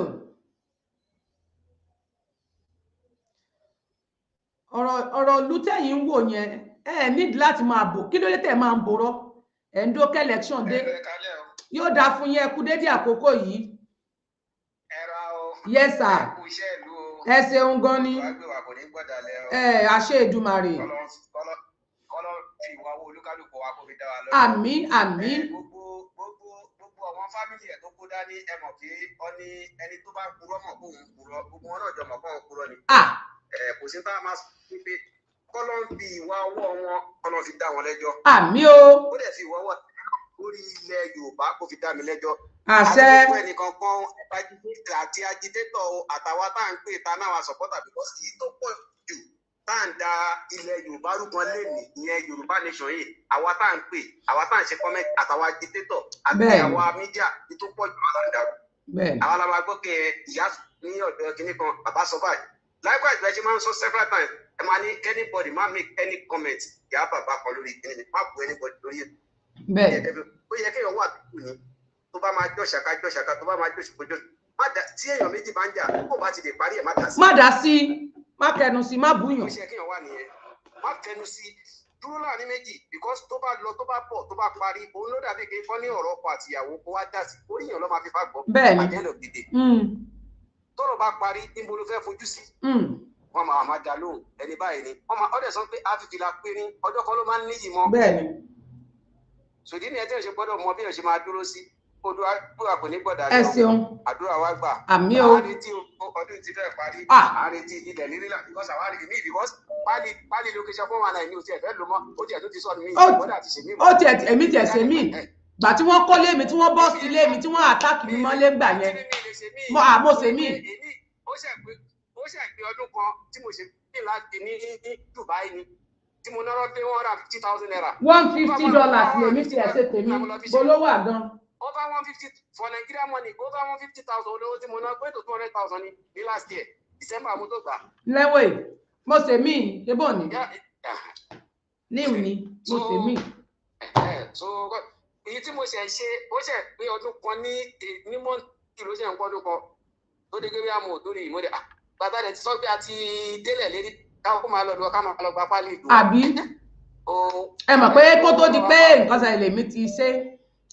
Anyway mo dúpẹ́ púpọ̀ lọ́wọ́ yín ìgbà tán kó lé mi lọ inú báàgì tí wọ́n gbé lọ tán fi kó àwọn owó jewelries mi báyìí inú ẹ̀ mọ́ wọ́n gbé gbogbo ẹ̀ pọ̀ Ọlọ́run ló ní kí ní photocopy lọ́wọ́ olúwarẹ̀ ò bá jókòó rẹ̀ gbẹ̀dẹ̀ adúpẹ́ fọ́lọ́run ìmọ̀ tá àwọn gbogbo tá àgbálẹ̀ wa ní o èmi retí.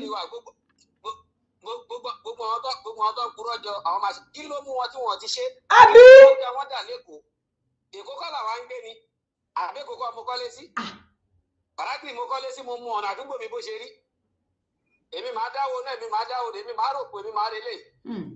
Adẹ̀sọ́pà wà ń lù. Ráwọn tó wà ní makoko ni mo sì máa ṣó fídíò wọn kí n tó lọ. Rí wọn ní láwọn tó wà nínú omi tí yà ń jẹ wọn. Tọ́tún wá jubilate nínú omi tó ń jẹ wọn. Ẹ̀sán tó sọ pé 100 years náà ti wà ń bẹ̀ ní ẹ̀dẹ̀ tó jubilate. 100 years ní láwọn ti wà ń bẹ̀. Èèyàn kan sọ ó ní supermarket tó wà lórí omi ìyá ń jẹyìn bẹ́ẹ̀ wọn ò rí ti ń rò. Ẹ̀dẹ̀ tún ṣe sọ ẹ̀dẹ̀ tó wá support wọn pé kọ́ dìbò fún kọ́dì. Baálẹ̀ ti gba nǹkan ni baálẹ̀ ti gba nǹkan tiẹ̀. Òun náà ti sọ tẹ́lẹ̀ ṣe bí ìyá kan ti ṣe voice record wípé ó ní tẹ́ bá ti fọ́mọ Yorùbá ní 500 naira àti búrẹ́dì 500 naira wọ́n ní kọ́ lọ bórí ìyẹ́wọ̀ ọ̀nà gbàgbé wa tó ọ̀rọ̀ wọn nìyẹn. Bẹ́ẹ̀ tó yẹ kí wọ́n ṣe ń jẹ́ kébi pa wọ́n tẹ́bí bá ti pa wọ́n àwọn kí tọ́wọ́n bá ti fún wọn ní 1 naira wọ́n máa gbà á níbi ohun tó wọn fẹ́ jẹ́ kó ṣe wọ́n máa ṣe bọ̀tí wọ́n tó bá mọ̀ pé Ọlọ́run ń pé ohun tí Ọlọ́run ò bá fún mi bì láìwàrọ̀ òun fi ọjọ́ tó ọba tó ní mí tó ní ẹ̀mí mi tó máa gba mo fi búra kò sí ẹ̀dá tó lè fún mi. Èmi nìyẹn. Ohun tí Ọlọ́run ọba ò bá fún mi èmi sí ẹ̀dá kankan tó lè fún mi. Bẹ́ẹ̀ ni yóò jẹ́ gbúdọ̀ bí wàdùwàdù gbọ́n lé ayé. Mi ń bẹ ẹ̀dá ẹni tó ń bẹ lọ́ọ̀ ni mímì mo bá ṣe ń bẹ ẹ̀dá. Yóò dáa fún yín yóò dáa fún bọ̀dá yìí ohun tí ayé fi ní mo ní ìgbéraga nìyẹn wọ́n fẹ́ sọ́yàn dọ̀dẹ̀ wọ́n fẹ́ kẹ́ mọ́ bo àwọn kẹ́sọ̀ kọ́ fẹ́ máa yú sí yín sẹ́rí ilé ayé yìí wọ́n máa ń fẹ́ lò yín ijó tí wọ́n bá rí yín lò mọ́ ijó ẹ̀lẹ́ máa di ọ̀tá wọn wọ́n á tún wá máa fẹ́ kẹ́ máa wá bẹ̀bẹ̀ níwájú wọn kẹ́ máa rábàbà bíi pé wọ́n fún yín lówó wọ́n fún yín lóúnjẹ o wọn ò mọ bẹ́ẹ̀ sí ń gbé ìgbésí ayé yín o àwọn náà tó ń lò yín o ẹ̀yin lẹ́ ń promote ìgbésí ayé wọn o ẹ̀yin gan lẹ́ tó ń ṣe sínú ayé wọn wọ́n fẹ́ kẹ́ máa wá bẹ̀ àwọn báyìí ni bẹ́ẹ̀ bo kẹ́ fún mi lówó gan kó fún mi lóúnjẹ Ọlọ́run ò ní pé kí n máa dọ̀dẹ̀.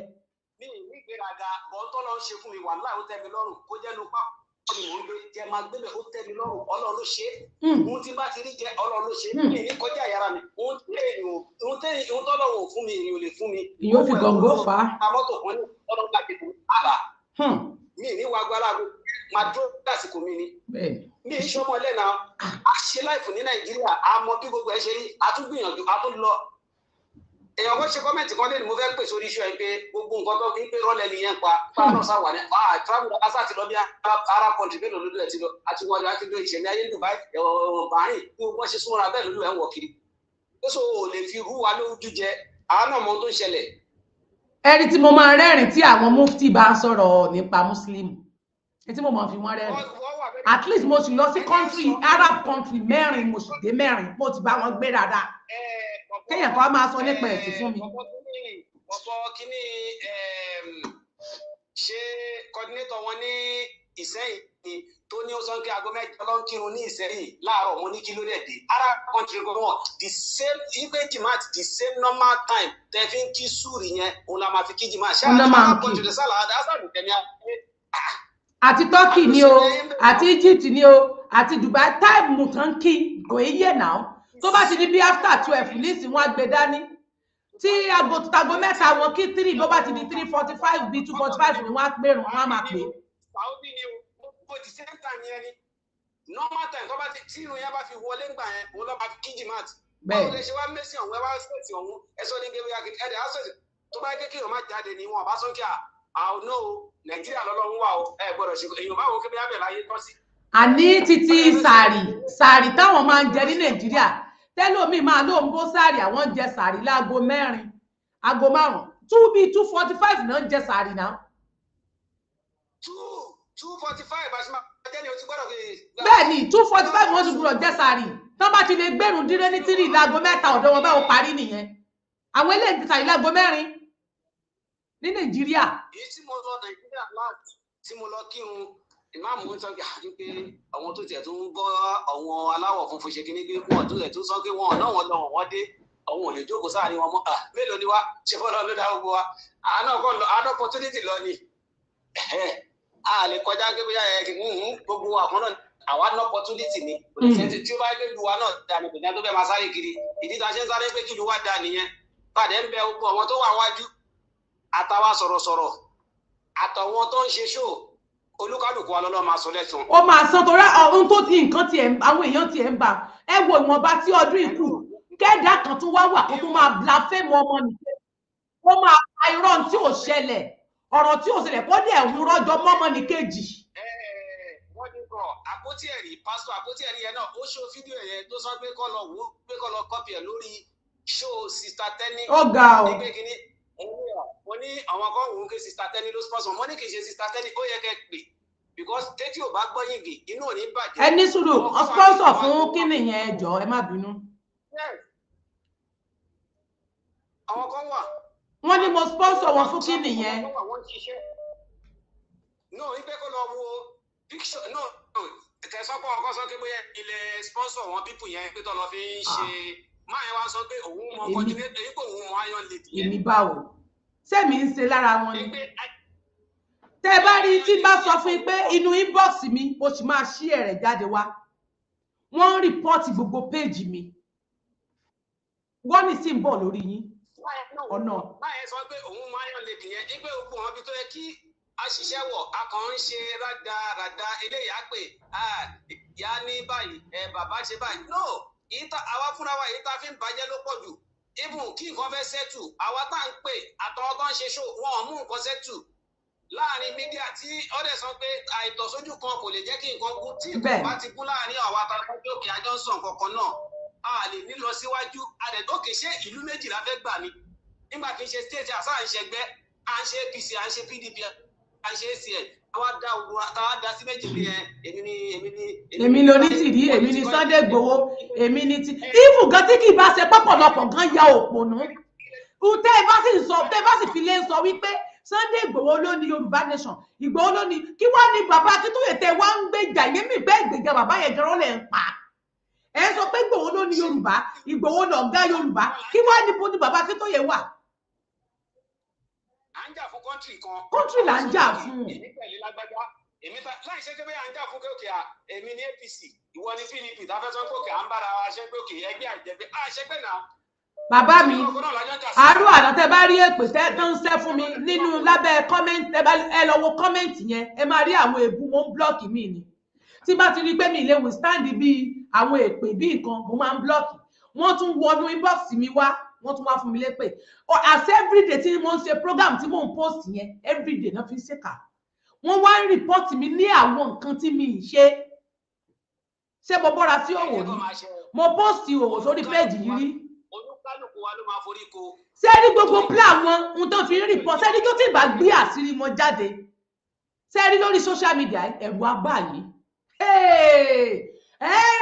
ẹ gbọ́ wìrìwìrì ní ọjọ́ náà ẹ máa wọ àwọn tó ń ṣe èmi mọ̀ wọn.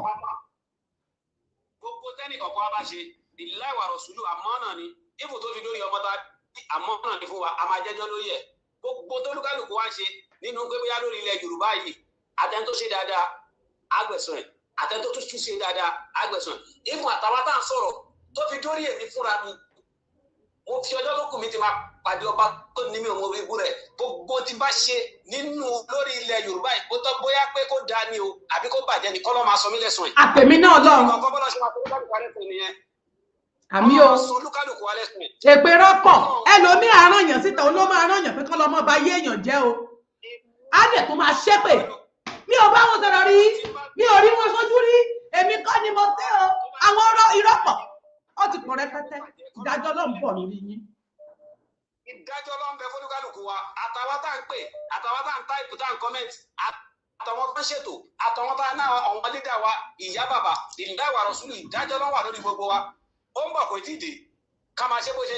èmi ò kúkú gbọ́ gbogbo eléyìí èmi tí èmi ò mọ̀ pọ́n tó ti lọ sọ ní abẹ́ kínní wọ́n lèmi sponsor àwọn ọmọ yẹn èmi tẹ́ni bóyá ẹ̀mẹ́ni tẹ́ ń bá fà wọ́n bá mẹ́ni tán ń bá wí ẹ̀ nímọ̀ ní orí nínú ìgbà tí mo ti láti 2020 tí mo ti jọ ìmìnira ẹ̀ mi ò fọwọ́ mi rìpọ́ọ̀tì péèjì èèyàn rí láyé tó bá bú mi màá yà kúrò mẹ́ màá wá fi dá padà níwọ̀nba fún ẹ gbà mí gan ó pẹ́ mi gan kí ìgbà tí mo rí pé ẹ fẹ́ fún mi lókùnrin ẹ fẹ́ pa mí ẹ fẹ́ gbẹ̀mí mi ni mo tó ń fún wọn lésì mi ì dá yín lò tẹ́lẹ̀ máa sọ yín dáadáa tó ń gbóni èmi á fọwọ́ mi ba yé èèyàn jẹ́ èmi ò ní ṣe láṣẹ Èdùmàrè wọ́n sọ fún mi pé mò ń sọ́pọ́ọ̀tì onítìrì mi ò sọ́pọ́ọ̀tì tí bá ní kò ní ṣe tó bá ṣe ń kọ́ mo ti rí tẹ̀yìn apá kìíní mo ti rí gbogbo mo ti mọ bí tí ṣe fẹ́ gbọ́ mi bàbá mi nǹkan tí wọ́n fẹ́ ni pé kí n mọ bá wọn bú ìyá yẹn wọ́n pè mí wọ́n bá mi sọ wọ́n sẹ́ndì mẹ́sẹ̀jì sí mi wọ́n ní kẹ́mi gbogbo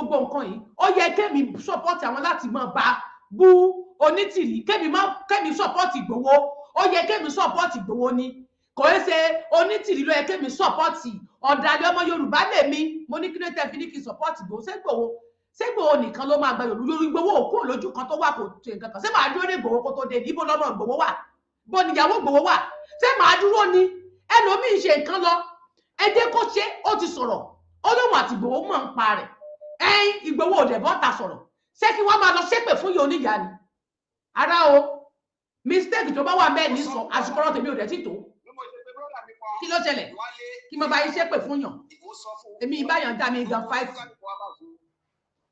mo lọ́ máa sọ alẹ́ sùn ẹ̀ mo ní máa gọ sẹ́yìn kankan mo ní tó bá lọ wọ́ọ̀ṣì máa lọ wo ètò sísá tẹ́lẹ̀ dáadáa mo ní wá ní pé sísá yẹn wà mídù kò gọ síbi kò ó wà mídù pé tó bá éfò tó bá kọ́mẹ̀ntì tí ò ṣe kọ́mẹ̀ntì á sọ pé kí má pẹ́ nípa ẹ̀. má dìrì tiẹ̀ dànù. má dìrì pẹ̀lú àwọn àgbààgbà tó já síwájú jẹ́ kọ́ kọ́mọ̀ kí òkè àtẹnu lágbẹ́já ló kú. bẹ́ẹ̀ni lágbẹ́já bẹ́lẹ̀ ó bẹ́lẹ̀ ó bẹ́lẹ̀.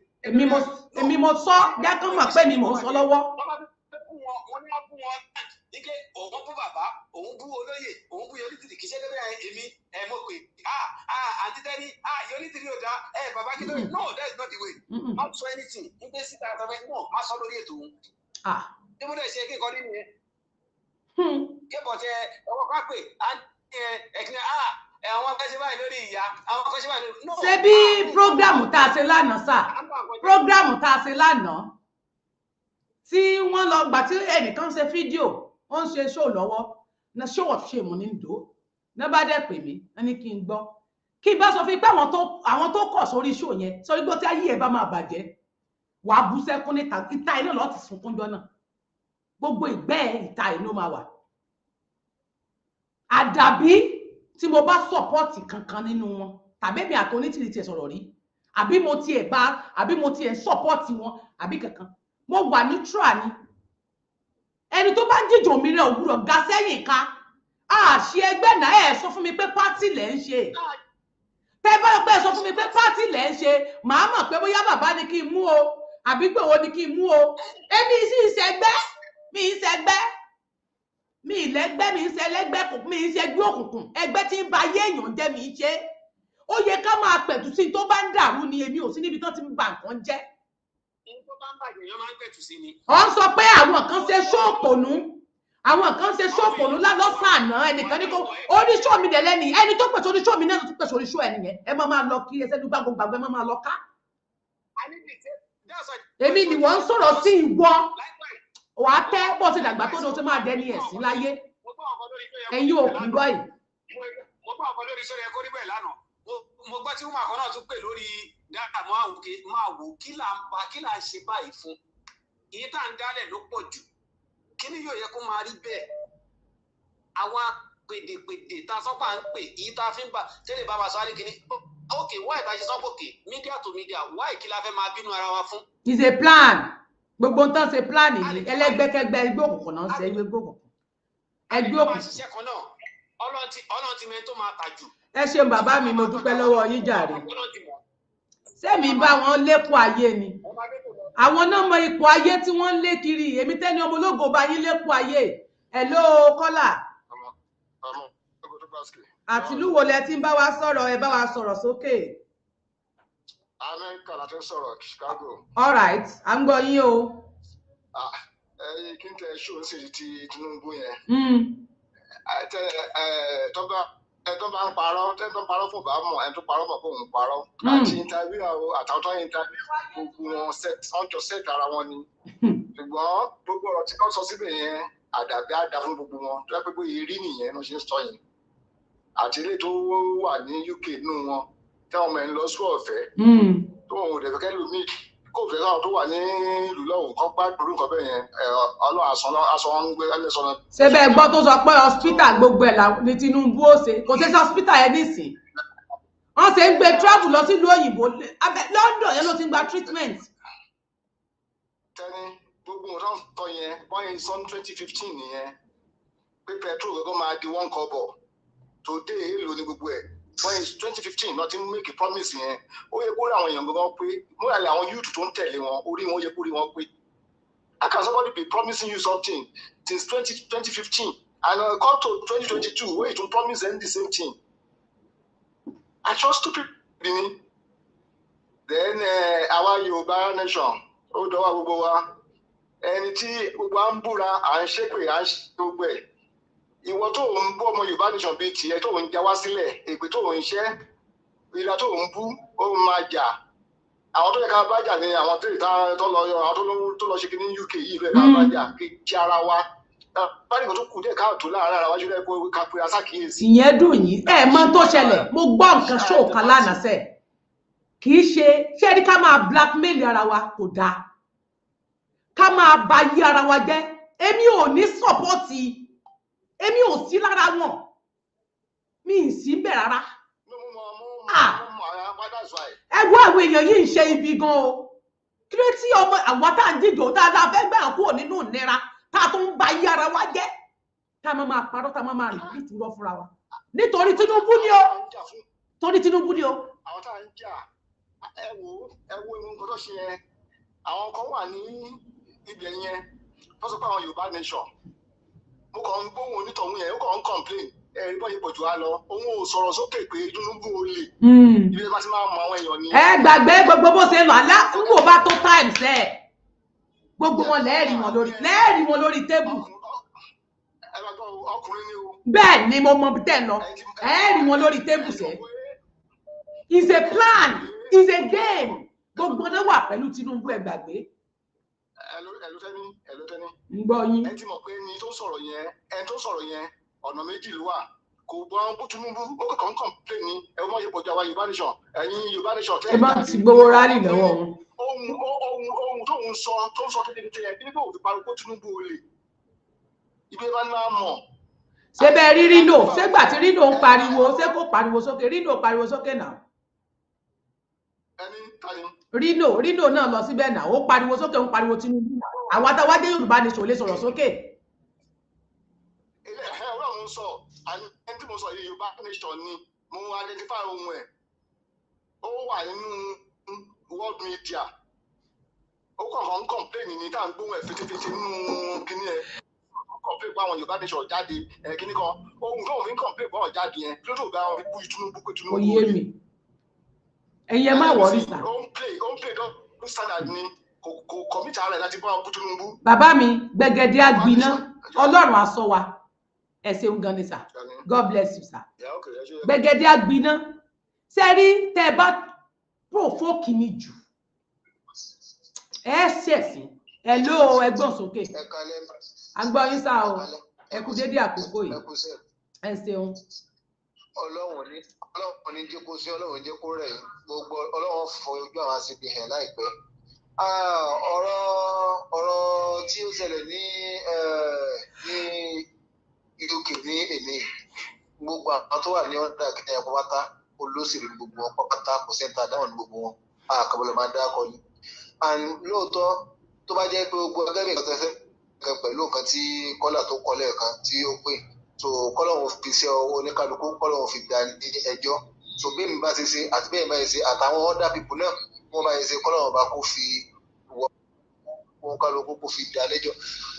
Àkọ́kọ́ ni pé tó bá jẹ́ pé lóòótọ́ lọmọ Yorùbá la bá jẹ́ pé a bá ń jà fún kankan náà kí ni nǹkan tó yẹ kí ló bí ìjà and kí ló dé tó jẹ́ pé nígbà tó jẹ́ 9 minutes time ní gbogbo nǹkan yìí kí ló wà tó jẹ́ pé time yẹn ló ń ṣẹlẹ̀. Ṣé ẹ fẹ́ kí n dá yín lóhùn béèrè yẹn ni ṣé ẹ fẹ́ kí n dá òní àbí ẹ̀kan sọ.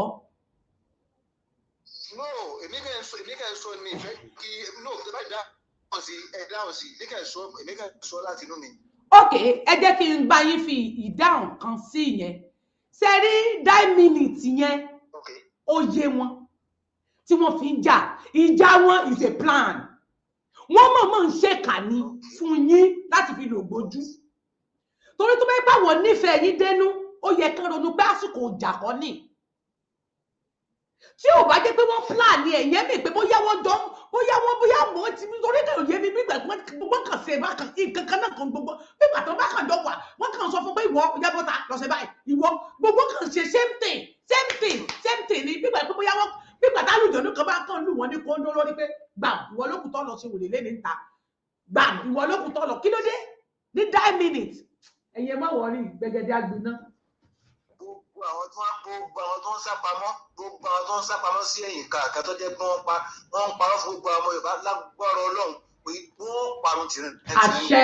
Gbogbo àwọn tó wà lọ́ndà kiri yẹn tó jẹ́ pé wọ́n ń ṣàbúrú yẹn fún gbogbo àwọn Yorùbá wọ́n lá gbogbo àwọn ẹ̀mí tó ti sùn láì jẹ́ pé wọ́n ṣe gbogbo ẹ̀mí ẹlẹ́sẹ̀ gbogbo àwọn tó wà lọ́ndà kiri yẹn gbogbo wọ́n parí tìrín. Ṣé kí n fún yín ní prayer point kan gbogbo ẹ̀yin ọmọ Yorùbá tẹ́ ń wo èmi ẹ̀yin tẹ́ ẹjọ́ lọ́gbọ́n bí dẹ́ fún ọ ní prayer point kan ẹ má ṣàdúrà fún ẹnì kankan nínú ìjàngbara ìmọ̀ látòkè ìdésàlẹ̀ ẹ má ṣàdúrà mọ́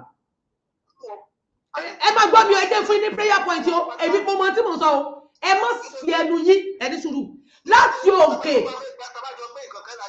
bàbá tẹ́ ń gbọ́ mi ṣé ń gbọ́ mi sà ṣé ń gbọ́ mi sà ṣé ń gbọ́rọ̀ mi mo mọ tí mo sọ láti òkè wá kí n bá ti sọ fún látòkè ẹ má fi ẹnu yín sí àdúrà fún ẹnì kankan mọ́ dé ìsàlẹ̀ pápátá lọ́dọ̀ ọ̀rú àwa ẹ̀ ń tẹ àdúrà tẹ́wọ̀n ṣe ní ìsinmi pé gbogbo ẹni tó da ìjàngbara ìlú tó wà nídìí òkùnkùn tó bàjẹ́ Ọlọ́run kó fi ẹ̀sìn rẹ̀ síta gbogbo tó ń ṣe fún Ọlọ́run tó ń tu Ọlọ́run lójú tí ò jẹ́ kí àṣírí rẹ̀ ó tú tó rò pé òun ṣe ní àṣegbé ibi tó gba ìdíláyé kó tẹ́lẹ̀ bẹ́ẹ̀ láṣẹ Èdùmàrè ibi tó gba ìdíláyé lù wá tẹ́lẹ̀ àdàbí tó bá jẹ́ pé bó ṣe yẹ kẹ́ ṣẹlẹ̀ ṣe ẹ̀ ní sórí rẹ̀.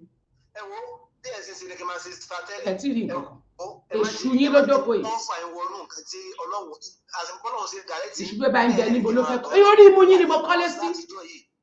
Ẹ bá rí kẹ́ ẹ gbé gbogbo péèjì mi méjì ní ìsìná ti fún ní rìpọ́tì kan máa gbé wálẹ̀ wọ́n ti fún ní gbèdéke ọjọ́ tí wọ́n gbé wálẹ̀ ṣùgbọ́n tẹ́ ẹ bá try rẹ̀ tẹ́ ẹ bá rí tí wọ́n fi rìpọ́tì mi sà tẹ́ ẹ bá rí tí wọ́n fi rìpọ́tì péèjì mi àdàbí ṣé mo post ẹ rí mi kí n post ìwò ìmù nǹkan títí ọláyà ẹ rí lórí péèjì mi tẹ́ bá rí tí wọ́n fi post tán fi lọ rìpọ́tì mi YouTube Facebook send ẹ̀ sínú orí email mi tí ẹ tètè login sórí email yẹn mo kàn láti October ó ti kú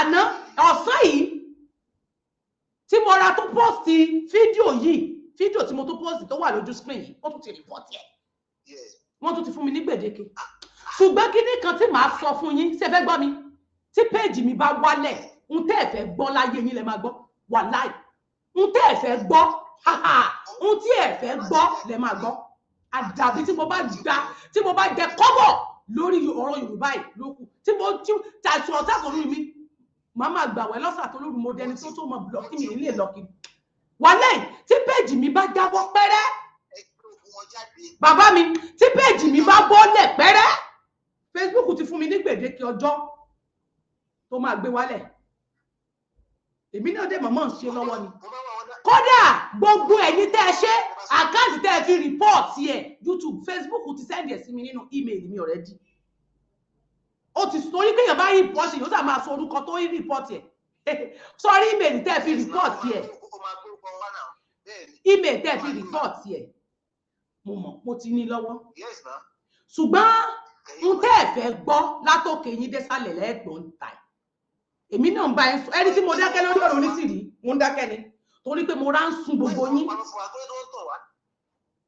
èmi ò bá yín sí nínú àkáǹtì mi ló yẹ kẹ́ máa fi ṣe experiment kí máa bá yàn jà báwo lẹ ṣe máa ní kí máa gbèjà bàbá kí máa gbèjà màmá kí máa gbèjà èèyàn kò kàn mí náà ẹni tó bá fẹ́ ṣiṣẹ́ tí màmá bá ṣe nǹkan kí bàbá náà gbé tiẹ̀ jáde káàwọ́ ibi tó ń lọ ẹnì kò kí dáwàdé tí bàbá bá ní pé èyí tí màmá ṣe ò dáa kí bàbá gbé èyí tó dáa jáde kò ṣèjà rárá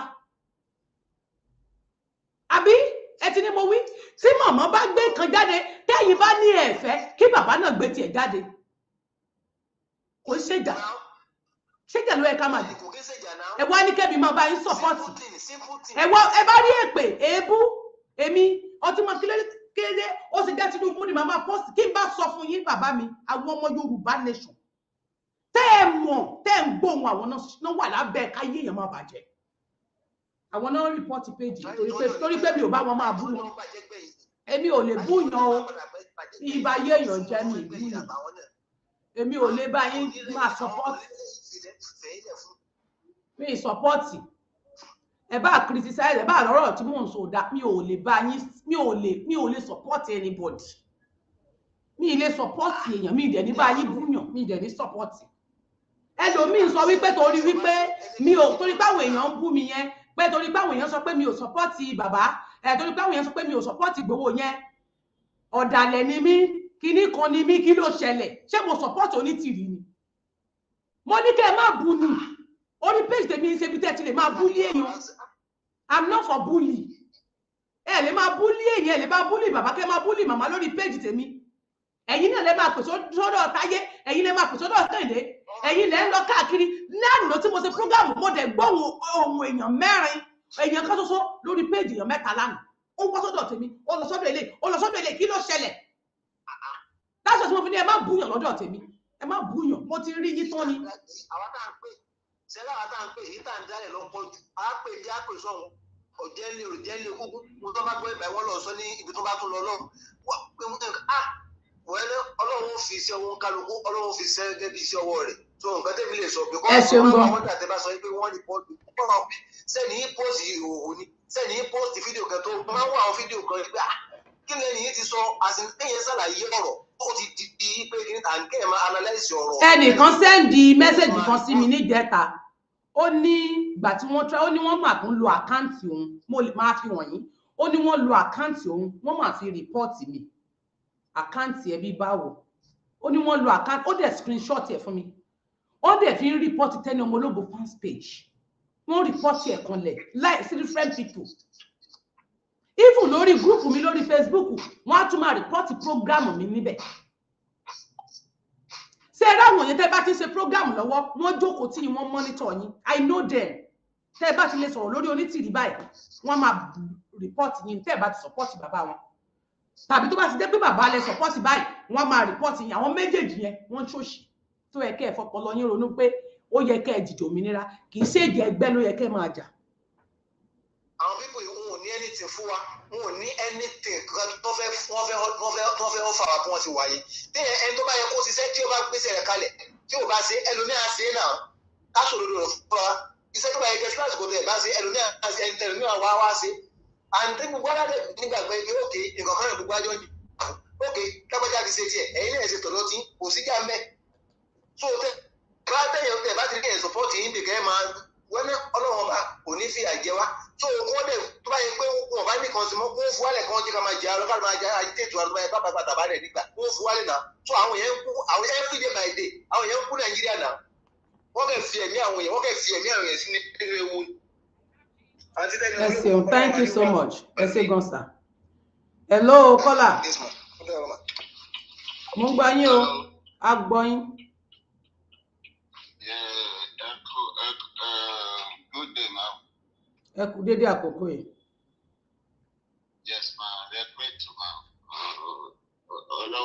Ọlọ́run bless yín mà pẹ̀lú gbogbo nǹkan tẹ́ ẹ ṣe. Ṣé kí ẹ fáwọn èèyàn tó ń sọ́pọ̀tì Tinubu sílẹ̀ gbogbo wọn tẹ́ bá lọ ṣẹ́ẹ̀kì gbogbo wọn. Minister of Health ti sọ ó ní pé like 89% àwọn èèyàn tó wà Nàìjíríà wọ́n ní mẹ́ta ẹ̀ òṣèṣù lè máa bá àwọn wèrè sọ̀rọ̀ irú ẹ̀ náà ni bàbá Ọláyà ló ṣe tó fi because èèyàn owó tó bá lòwò ló máa lóhùn fẹ́ ṣe gbogbo ló máa lóhùn bọ́ra sílẹ̀ nítorí kíni nítorí téèyàn bá lè dé irú lọ́dún sí ojú ara Amẹ́ríkà tó di pé bóyá 17 years báyìí nínú lọ́dún sí gbogbo àwọn ládàládà màá ní mo fẹ́ fún pírẹ́sídẹ̀ǹtì kan mo wá lọ bọ́ alẹ́ mo wá lọ ṣàdúrà fún ó wá sórí social media ó ní ó sọ ládàládà spiriti kan ló ní tóun lọ pọ̀ kálẹ̀ bó ṣe lọ táàrin ọjà tó máa lọ ṣàdúrà spiriti yóò sọ fún ó ṣe wá jẹ́ bábìtì ló lọ gbogbo wọn their own mental problem ó ṣe gbogbo àyàn tó bá wà lórí social media ló gbà ní ó wà òkè ẹ lọ wo gbogbo wọn ní mental problem. Ẹ ṣeun gan, thank you so much sir. Hello, mo ń bọ̀. Hello.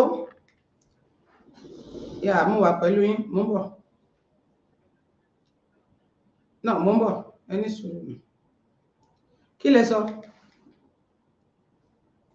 Bẹ́ẹ̀ ni. Okay.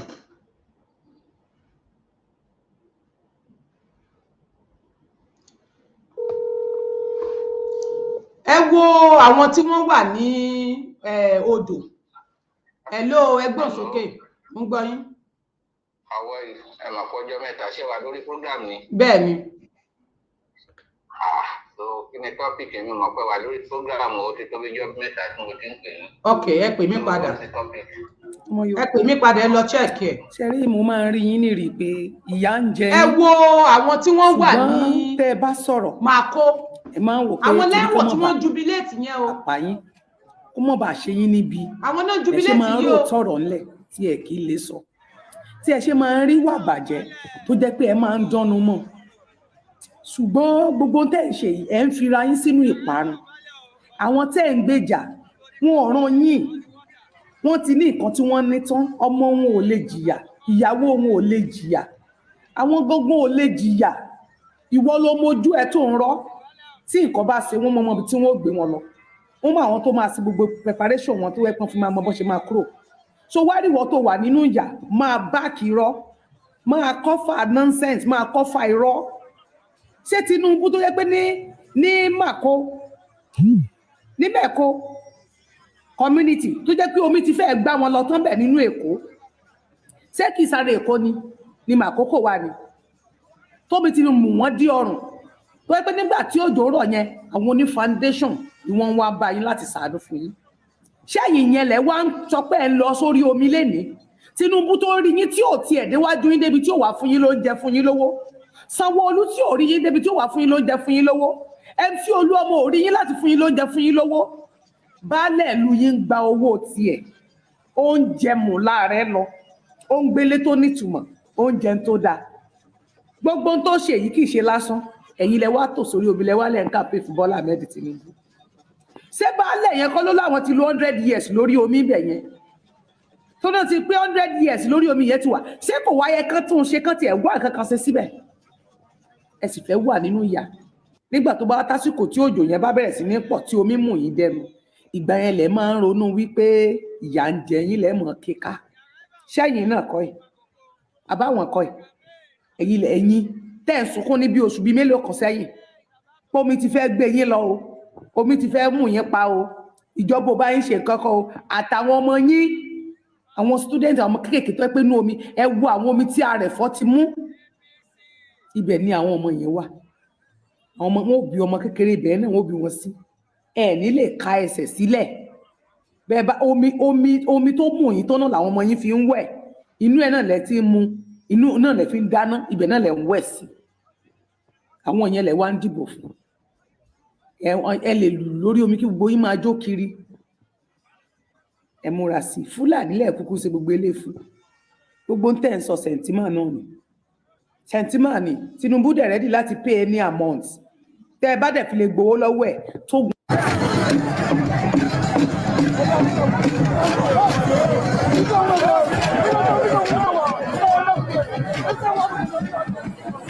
The arrival of baale.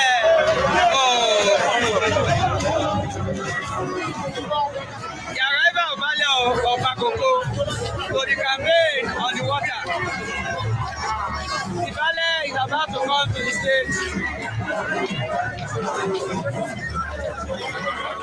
The baale of makoko. APC.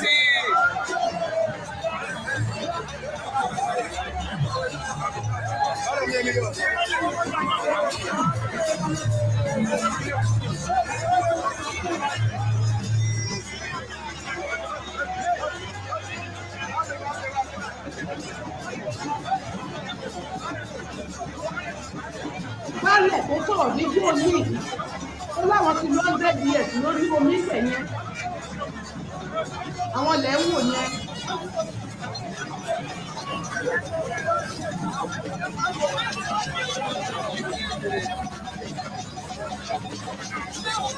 Fẹ́rí wọn owó bó ṣe ń jó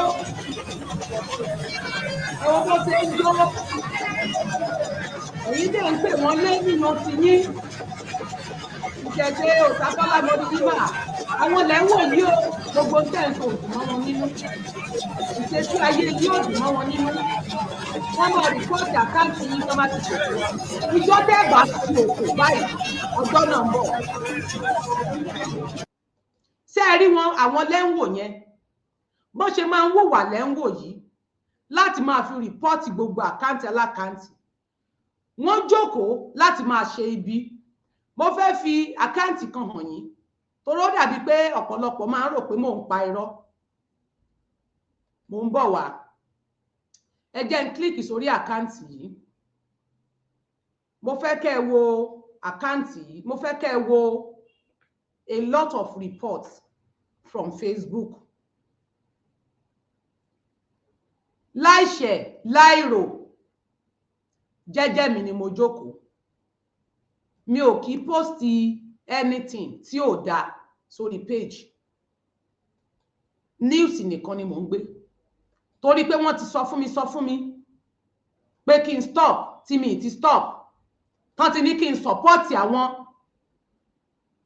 kí n máa support àwọn ó yẹ kémi support bàbá kí n support màmá wọ́n bẹ̀rẹ̀ sí ní lọ rèé kọ́ ìkọkúkọ especially àwọn tó wà lọ́ndà àwọn Ìgbòho bàbá àti Ìgbòho àwọn ni wọ́n sábà máa ń wọnú inbox mi máa ń ṣépè fún mi jù kì í sọ̀dọ̀ àwọn onítìrí kankan nu wò pè ní rí kan sọ fún mi pé kí lè tí mi ò support onítìrí tó rọ́ mọ̀ pé mi support ẹ̀ láti lẹ̀ wá but ní ìsìn tí ó dé 9 minutes àwọn ni wọ́n ń bú mi lórí péèjì pọ́dàlẹ̀ ni mí torí pé mi ò support wọn many comments ni mo screenshot sí inú gúrùpù mi terrorist ni gbogbo yín torí tẹ́yìn bá ronú ìyà tí mo jẹ fún yín ẹ ní jókòó sórí péèjì mi torí pé mi ò mọ bá yín báyàn búyàn ẹ máa wo gbogbo ẹ̀ sẹ́ẹ̀rí gbogbo ẹ̀ lẹ́wọ̀ yìí ẹ jẹ́ kí n ṣe kó tóbi Ọlọ́run òun ayé yóò dá yín lẹ́jọ́ gbogbo ẹ̀ lẹ́wọ̀ yìí ó wẹ́ lọ́kàn ok ń lẹ́wọ̀ yìí ó pọ̀ jágbajàgba sẹ́ẹ̀rí ẹ ti rí pé tọ̀sán ìní ní nǹkan bíi 3:37 4 hours ago ṣe ti rí àkáǹtì wọn fi rìpọ́ọ̀tì mi ní ẹ wo bó ṣe gùn lọ wọn ní ímeèlì ton Salesforce ẹ wo adúdú bó ṣe kọ jágbajàgba ẹ wo gbogbo ẹ jágbajàgba ṣe bó ṣe kọ gbogbo ẹ lẹ́wọ̀ ẹ ṣe bó ṣe kọ gbogbo ẹ jágbajàgba títí ọ̀sán ìní èyí sáà ní òní ẹ wo bó ṣe kọ gbogbo ẹ tẹ́mi ò mọ̀ pé kíni òní sẹ́ẹ̀tìrí today òní ẹni tó ń kọ̀ mí yẹn sì ní sùúrù sẹ́ẹ̀tìrí tèmi ẹ wò gbogbo ẹ̀ lẹ́wọ̀ ẹ̀ gbogbo ẹ̀ rẹ́ jágbajàgba fẹ́rí ibo mo ti kọ́pì yín sẹ́ẹ̀tìrí ní October 31st ní nǹkan bíi 9 PM tí mo ṣe program ńjọ́ náà lálẹ́ ń lẹ́wọ̀ ẹ̀ tí mo fi ń sọ̀rọ̀ ní alẹ́ ọjọ́ yẹn lórí tàbí sọ lórí pé kí ló fa sábàbí kí ló fa ohun tó dá ìjà sílẹ̀ tó fa sábàbí gbogbo ohun tó ń ṣẹlẹ̀ ẹ wo gbogbo dàgbàdàgbà ẹ wo dàgbàdàgbà email yẹn ni wọ́n ń lò láti fi report page mi sẹ́ẹ̀rí ẹ wo gbogbo nǹkan tí wọ́n kọ wọ́n ní your page is scheduled for unpublished because it's violating one Facebook page ó ní sẹ́ẹ̀rí gbogbo ẹ̀ ó pọ̀ jágbajàgba tí wọ́n report mi jọ síbẹ̀ mo ṣe report mi nìyẹn ń lẹ́wọ̀ ẹ̀ gbogbo ẹ̀ lẹ́wọ̀ yẹn láìsẹ̀yìn láìròyìn ń lẹ́wọ̀ ẹ̀ ẹ bọ́ sórí page mi ẹlẹ́rìí report page mi ṣé ẹ tún ti ẹwọ tán kọ síbí wọ́n ní Tenny Ọmọlógo Empress we receive a report ẹni tó ń pè mí yẹn please wait I will call you back ẹ wo nǹkan tán kọ síbí wọ́n ní we receive a report from a third party that the content you posted in French or otherwise violates their rights. You manage a page representing a company, organization, or organization or other entity that we have reason to believe you have not authorized to represent. Say I didn't don't report me. Say I didn't got to we have reason to believe you are not authorized to represent. We will take you through a few steps, verify your authenticity. Gbogbo ẹ̀ ni mo ti ṣe wọ́n dá mi ló. Ṣé ti rí wọ́n ní your account Tenny Ọmọlógo will be in a pending deleting state and will be deleted in a amount of the date in a day. Wọ́n ti kọ síbẹ̀. Tell me omo, this is November 11, November 30 leleyi o. 5 days ago, nlenwo lókè. November 11, 5 days ago, ẹ jẹ́ kí n jẹ́ kó tóbi. Nlenwo e. November 11, date lenwo gadagba. Nlenwo gadagba. Kí ni mo ṣe fún wọn torí pé mi ò bá wọn ba yé èyàn jẹ́. Ẹ wo tí wọ́n fi tẹ́rin tí wọ́n kọ síbí. Money we receive report from the third party. Third party. Who is the third party? That your content you posted infringes or otherwise violating their rights. Say, violating their rights. You manage a page representing a company. Which company I represent? Only your organization. Which organization? That is Yoruba Nation. Tí mo wà nù tán dá àwọn náà pẹ̀lú àwọn ní organization àwọn tó ń ṣe Yorùbá Nation náà count ara wọn sí organization ẹgbẹ́ ni wọ́n ṣe ti rí báwọn wọ́n ní other entity that means like APC àbí PDP àwọn Peter Obi ni mo bá wọn promote wọ́n wá ní that we have the reason to believe you are not authorized to represent ṣe ti rí I didn't do anything to them. Ẹ wo nǹkan tí wọ́n lọ kọ fún Facebook wọ́n report mi ní every day no fi report mi ṣe page mi ti ní limit ìjọ tí wọ́n delete ẹ̀ we have received another one tún lélẹ̀ o we received many reports from your fans page Tenny Ọmọlógo Empress nlẹ́wọ̀n yìí please review your page and your post will reason that you are violating our time. Only your case ID certainly wọ́n ti report mi pa Tenny Ọmọlógo Empress yẹn wọ́n ready láti gbé wálẹ̀ kí kan lè bá sọ pa bẹ́ẹ̀ wọ́n ni mo ti jáde àwọn de kan náà gbé mi jáde àwọn kan náà gbé mi jáde mi ò fi wọ́n àwọn kan ni mi ò wo tí wọ́n jáde sórí social media even nínú Yorùbá Nation yìí mi ò wo tí wọ́n because of pé ibi tí mo ti bẹ̀rẹ̀ àbí kan lè máa sọ pé ọ̀dọ̀ yín kọ́ mo ti jáde mi ò jáde lọ́dọ̀ yín ọ̀dọ̀ àwọn àgbábúlì gan tó jẹ́ pọ́dọ̀ wọn gan mo pẹ́ lọ́dọ̀ wọn gan tó tún promote mi nígbà náà they are not giving me problem ẹ̀yin tẹ́mi wá kú fún tí mo jìyà fún tí mo fọwọ́ mi kówó fún yín tí mo jìyà fún yín tí mo fún yín ló dé àìsàn ọ̀sán àtòru mi tí mo fi ṣàdúrà fún yín ẹ̀yin lẹ wá ń report page mi wọ́n ní we have received many reports from your fans page Sẹ́ẹ̀rí I didn't do anything to them Sẹ́ẹ̀tìrí wọ́n ní your page Tenny Omologo Empress have been scheduled for deletion in 48 hours your page only have been scheduled for deletion because it's going against our community standard on one of the following gravity violence. Eba mi bere bo ni mo ti say bo mo ti post anything gravity violence, hate speech, harassment, bully. Did I bully anybody here? Did I harassing anybody? I am a freedom fighter. I am a human rights activist. I can fight for anybody. I am a human rights activist. I'm not ordinary person because I'm fighting for freedom. I'm fighting for freedom of people. That is why you are coming to my page and reporting my page. Gbogbo bẹ́ẹ̀ ṣe report mi kú òjijì ló máa gbẹ̀yìn ayé yín. Wọ́n ní nudity. Ṣé ẹni tó fi report mi? Nudity, sexual activities and sexual exploitation. Ẹ dákun mo ti ṣe gbogbo nǹkan tí wọ́n lọ fi report mi lọ́dọ̀ Facebook. Ṣé ẹ rí gbogbo bó ṣe ń report ìgbẹ́ mọ ẹni tó ń gbéṣẹ́ fún o? Mo mọ àwọn tó ń ṣiṣẹ́ yẹn mo mọ ẹni tó ń gbéṣẹ́ fún. Ṣé ẹ fẹ́ gbọ́ mi? Ẹni tó ń gbéṣẹ́ fún àtàwọn tó ṣiṣẹ́ yìí àwọn tó wà nínú ìjàngbara ni àwọn ni wọ́n ń ṣiṣẹ́ bí. Ṣùgbọ́n èmi sọ fún Ọlọ́run Olódùmarè àdàbí tí mo bá fi ọwọ́ mi report page kankan rí àdàbí tí mo bá fi ọwọ́ mi bà yé ènìyàn jẹ́ rí tí ò bá ṣe pé torí ọ̀rọ̀ kí Nàìjíríà lè nítumọ̀ kí ilẹ̀ Yorùbá lè gba òmìnira ni mo wà after àdàbí tó bá gbé lágbà tí mo ti join òmìnira ilẹ̀ Yorùbá tí mo ti ń ké pé mo fi ọwọ́ mi ṣe ìkà àbọ̀ kó owó sí mi ní àtẹ́lẹwọ́ mo wá yọ nínú ẹ̀ àbí mi ò kó jíṣẹ́ fún ẹni tó ní kí n kó sí màá dẹ̀ gba voice note ẹ dákun iye owó tí mo fún yín ni kẹ́ ẹ dákọ sínú ẹ̀ o rèé. Many people ló ti come across me náà ti wá fún ìrànlọ́wọ́ èmi ò kì í ṣe aláfẹ́fẹ́ yẹ̀yẹ̀ tí màá bọ́ sórí social media kódà woman kan lẹ́nu ọjọ́ mẹ́ta tó wá sí ọ̀dọ̀ mi mi ò ní ìrànlọ́wọ́ yẹn torí mo ṣe help àwọn àbúrò mi out lórí àwọn kankan tó ṣẹlẹ̀ ọmọ tí mo ní láti inú ensars tá a ti wá ọmọ yìí ò wá òkè mo ti ní a lot of money lérí ọmọ yẹn tí mo tún wá lọ get ilé fún wọn pé kó má sí níbi táriwo bá wà.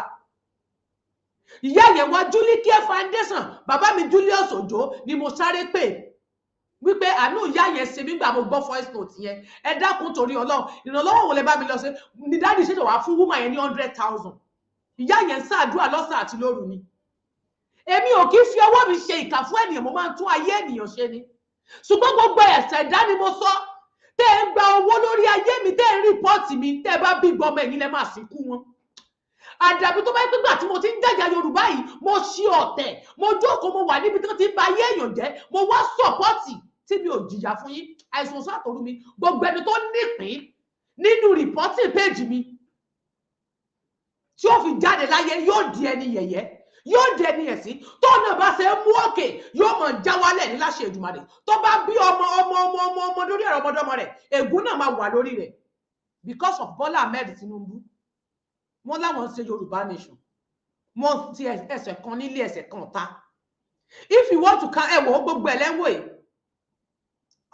after on the 8th November 2 days ńlẹ́wọ̀ yìí gbogbo ẹ̀ ní mi ìṣẹ̀wọ̀n ṣé ẹ rí gbogbo nǹkan tí wọ́n fi ń report page mi your page is at risk behind deleted ṣé ẹ rí ẹ̀wọ̀n tó fi ń report page mi mi ò ṣe anything fún wọn. They are reported my page. They are reported my page every day and night. Kí ló dé tẹ́ máa ṣe tẹ́yìn ṣe lọ. Ṣé ẹ rí títí October náà ní tí November 1 ní nínú oṣù yìí wọ́n ti report yẹn púpọ̀ jù. Wọ́n ní your page Tenny Omologo Empress has reported for policy violation.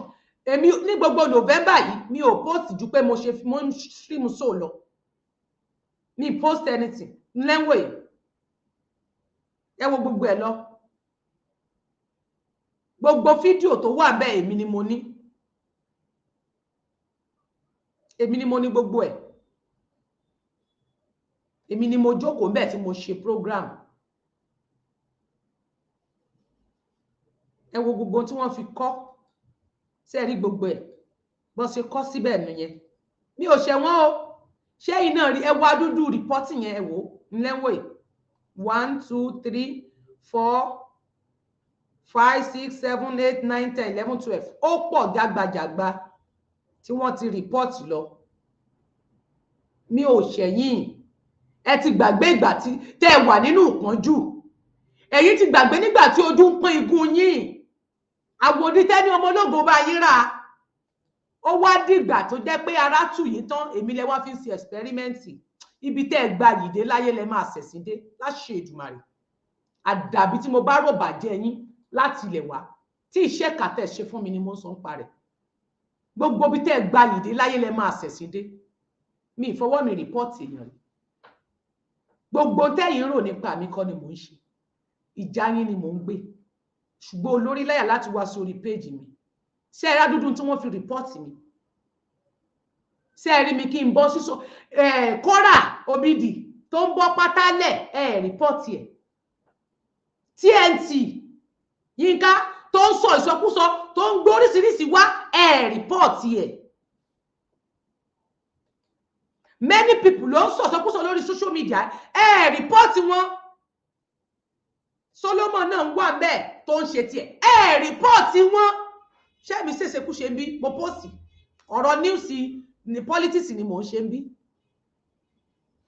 ṣùgbọ́n tí péèjì mi bá wálẹ̀ ẹ wojú mi dáadáa tẹ́ni ni mí èmi náà máa ń pláàni ogun yín pẹ̀lú tèmi tẹ́ni tí bá ṣẹlẹ̀ èmi máa ń pláàni ogun yín pé anything ni ẹ ṣe ṣùgbọ́n tí péèjì mi bá wálẹ̀ ní gbogbo péèjì yẹn èmi ni máa kọ́ Yorùbá Nation n tẹ́ ẹ fẹ́ gbọ́ pẹ̀lú ẹ̀rí ni màá gbé wá fún yín wàláì ibi tán gba yìí dé náà máa ṣẹ̀sìn dé látòrí wọn dé ìsàlẹ̀ ni màmá bá wọn jù síta tẹ́ bá tún wálé jókòó ti péèjì yẹn pẹ̀lú ẹ̀dí fẹ́ kó sọ màá lọ sórí TikTok tẹ́ bá wá rìpọ́tì ẹ̀ màá lọ sí Instagram tẹ́ bá wá rìpọ́tì ẹ̀ màá lọ Twitter màá wá máa ṣe fídíò màá wá máa ṣe voice màá máa sẹ́ǹdẹ̀ sáwọn èèyàn nínú inbox wọn pẹ̀lú ẹ̀rí yín lẹ́gbẹ̀ẹ́ èmi tẹ́ ń bá wí ẹ̀ mọ̀ mí màá ná owó màá fìyà jẹ yín mo mọ̀ pé nígbà tí ayé bá rí ẹ̀rí wọn á gbé wọn á gbọ́ ohùn yín wọn á gbọ́ nínú ẹ̀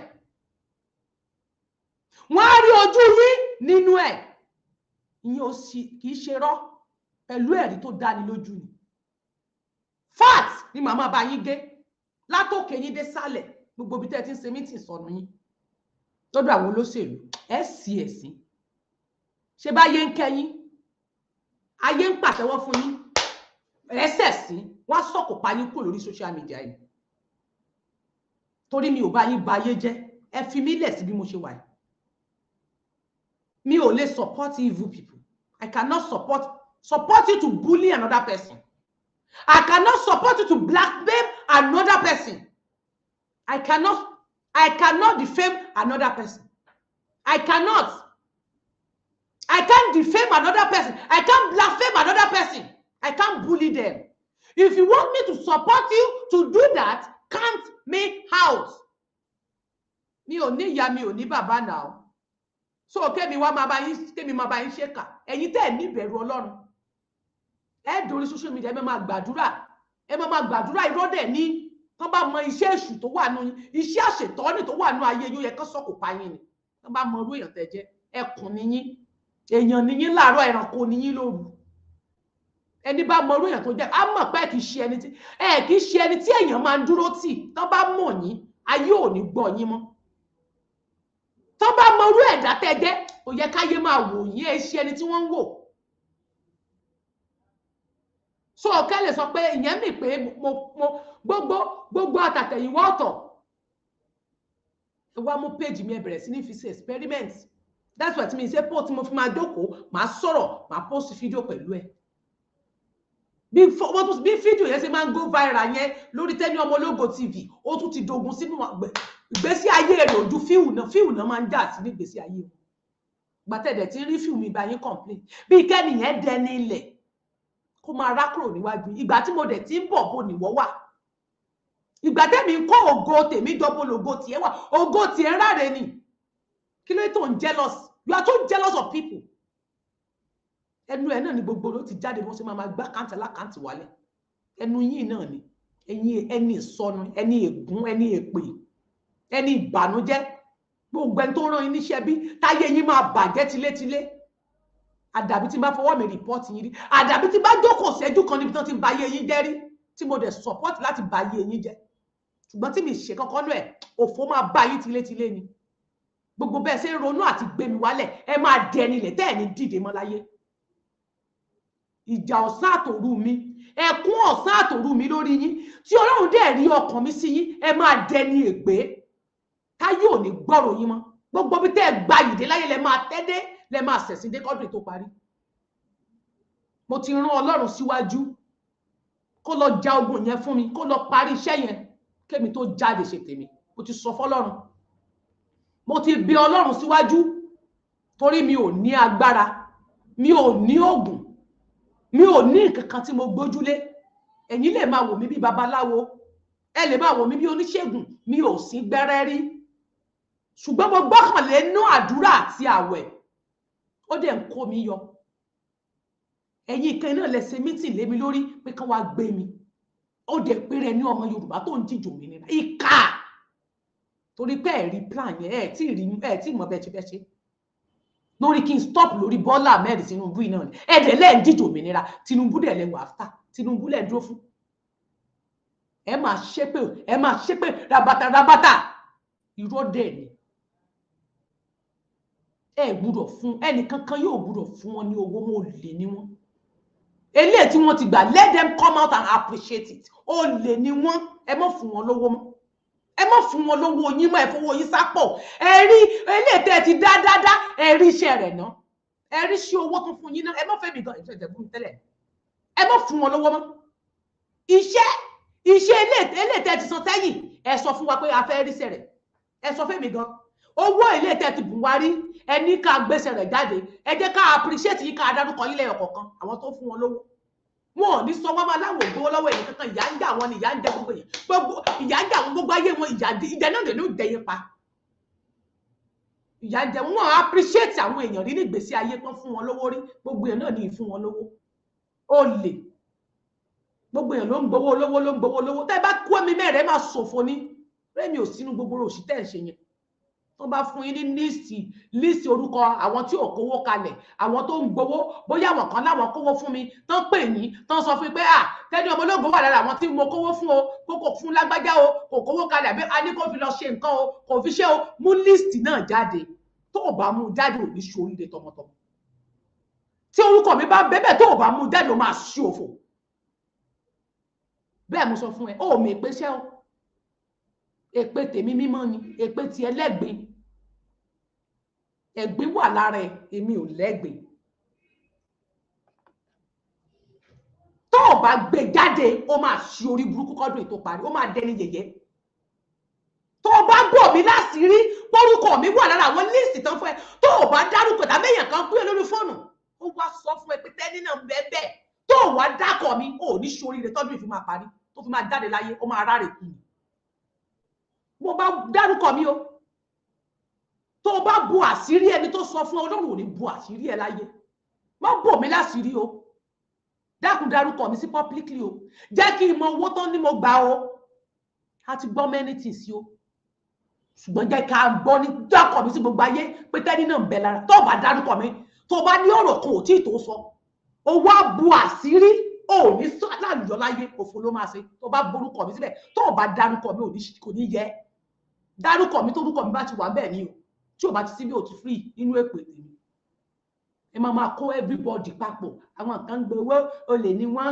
ń gbowó sápò torí pé iná fẹ́ gbowó ẹ máa ṣe drama lórí social media fáwọn ìyá ń jẹ ìyàwó tá ni ìyá ń jẹ kò sẹ́ni tí ìyá ń jẹ ẹ kó ṣì lọ èmi gan tí mo complain gan mi sọ fún pé mi ń pa mí mi ò lè jáde lásán ni owó tí fi ra ń jẹ wà kì í ṣe pé ìnáwó tí fi rà á ìyìn lè jáde nìkan ni ìṣòro tèmi ní mi ní freedom ní problem mi kéèyàn kan máa sọ pé òun ò jẹun irọ́ ló wà bẹ́ẹ̀ ẹ ń jẹun ẹ kó ṣì lọ ebi ń pa lágbájá ìyá ń jẹ wọ́n sick wọn hospital lọ kò sọ hospital níbi tẹ́wàá ẹgbẹ́ ọlọ́gbọ́lógún Yorùbá nation lẹ́wàá rú gbogbo bùkátà ìgbésí ayé yín ẹ̀rọ lé lórí gbogbo ìṣòro ayé yín kí lẹ́yìn fẹ́ fi sacrifice kí lè fẹ́ fi sacrifice fún Yorùbá ẹ máa tọrọ owó ẹgbẹ́ lè tẹ̀tì gbà sẹ́yìn ẹgbẹ́ jáde afẹ́rí ẹ̀yin náà appreciate pé wọ́n ṣètọ́jú appreciate rí mọ́re aláìmọ́re nìyí ibi tí nǹkan bá ti ń dùn lẹ́ máa ń bá sí ẹni bá ti ń fún yín lọ́rẹ́ yẹn tí ò bá ti fún yín mọ́ lọ́ta yín ikú ni ó pa gbogbo yín tìlétìlé ẹ bá ṣe pé lẹ́ni dọ̀túnla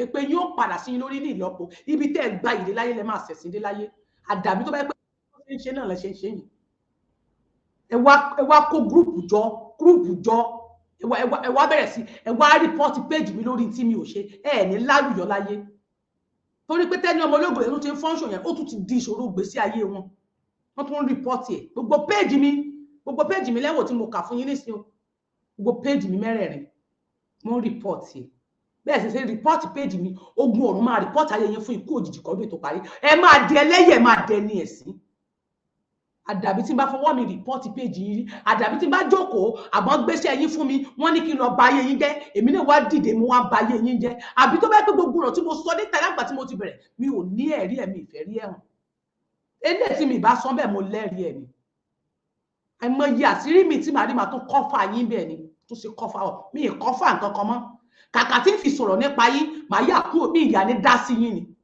kàkà tí ń fi wá báyé yín jẹ́ tí n bá ní ẹ̀rí yín lọ́wọ́ mi màá yà gba yín sẹ́gbẹ̀ẹ́ màá pa yín tí bí àkìtàn ni ìgbọ́n pé màá wá fi báyé yín jẹ́ ẹ̀mí ní ṣe bẹ́ẹ̀ màá pa yín tí bí àkìtàn ẹ dá àkìtàn ní ọ̀dọ̀ mi ẹ dẹni tó pé ohun yín gan ó máa di ìkórìíra ní ọ̀dọ̀ mi ò ohun yín tó bá gbọ́ tí bá rí fọ́tò yín tó sùn òkọjá lánàá màá dìlítì ẹ̀ dànù ní mi ìfẹ́ rí yín níwájú mi kàkà tí ìfi wá bọ́ta wá báyé yín jẹ́ mi ìfẹ́ rí yín ní gbogbo gbèrègbèrè mi mọ́ nìyẹn ẹ ti dàkìtàn nù yẹn lọ́dọ̀ mi ẹ máa dé ní àpatì láìpẹ́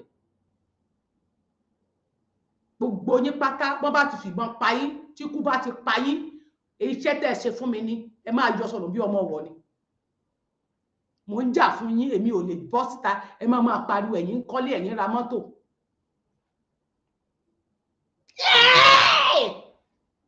ikú ni ó pa yín ẹ̀ ní soríire kò sí nǹkan tẹ́ ẹ ṣe fún mi gbogbo ẹ̀dá tó ń perí mi níbi ìgbérara làrá ń kéwọlé ìgbérara tó bá sọ ọmọdé ilé ló ń perí mi níbi ìgbérara làrá ń kéwọlé ìgbérara àgbàlagbà lé ló ń perí èmi tẹ́ni níbi ìgbérara làrá ń kéwọlé ìgbérara tó déyìn òṣùgbó ká tó gbọ́kú ẹdun gbogbo ẹ̀dákẹ́dá tá a bí nínú obìnrin tó bá ń perí mi níbi jẹ́ kó máa kú tilétilé jẹ́ kákọ̀ bí ọmọ rẹ̀ máa kú kábí bẹ́ẹ̀ rẹ̀ máa tẹ̀lé lẹ́yìn ẹ lè pa mí omi ò bọ́bí àmọ́ mi láyé yín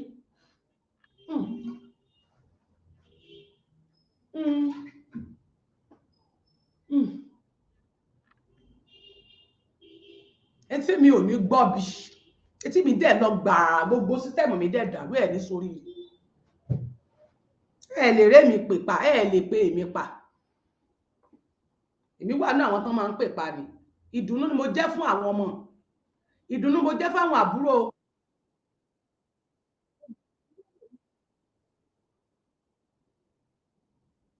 olórí ẹbí ni mí tí wò bá mọ̀ tí wò bá ṣe aburú fún mi tó para rẹ ó mọ iye èèyàn tó pa yẹn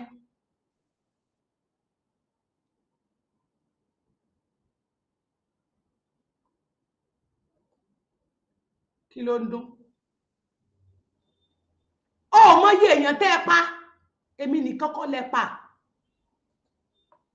èmi nìkan kọ́ lẹ pa ẹ mọ yẹ èèyàn tó ń jẹ lábẹ́ tèmi nìkan ẹ pa àwọn náà nìyẹn torí wọn ní option ju èmi nìkan lọ ẹ̀yin ń gbádùn ẹ ti gbàgbé ọjọ́ àti sùn ẹ ń báyàn tọwọ́ bọ ìkà ẹni bá ṣe yín lóore ibi ilẹ̀ ẹ fi san fún ẹ̀yin náà lẹ máa gbá sírí wọn ká lẹ́ni bá ṣe yín láàánú tó gbomi tó nu omi jó ojú yín nù ẹ̀yin náà lẹ máa gbá sírí wọn fáwọn èèyàn tẹ́ máa bàgbé sí ayé wọn jẹ́ ìkà niyín ẹni ègbé niyín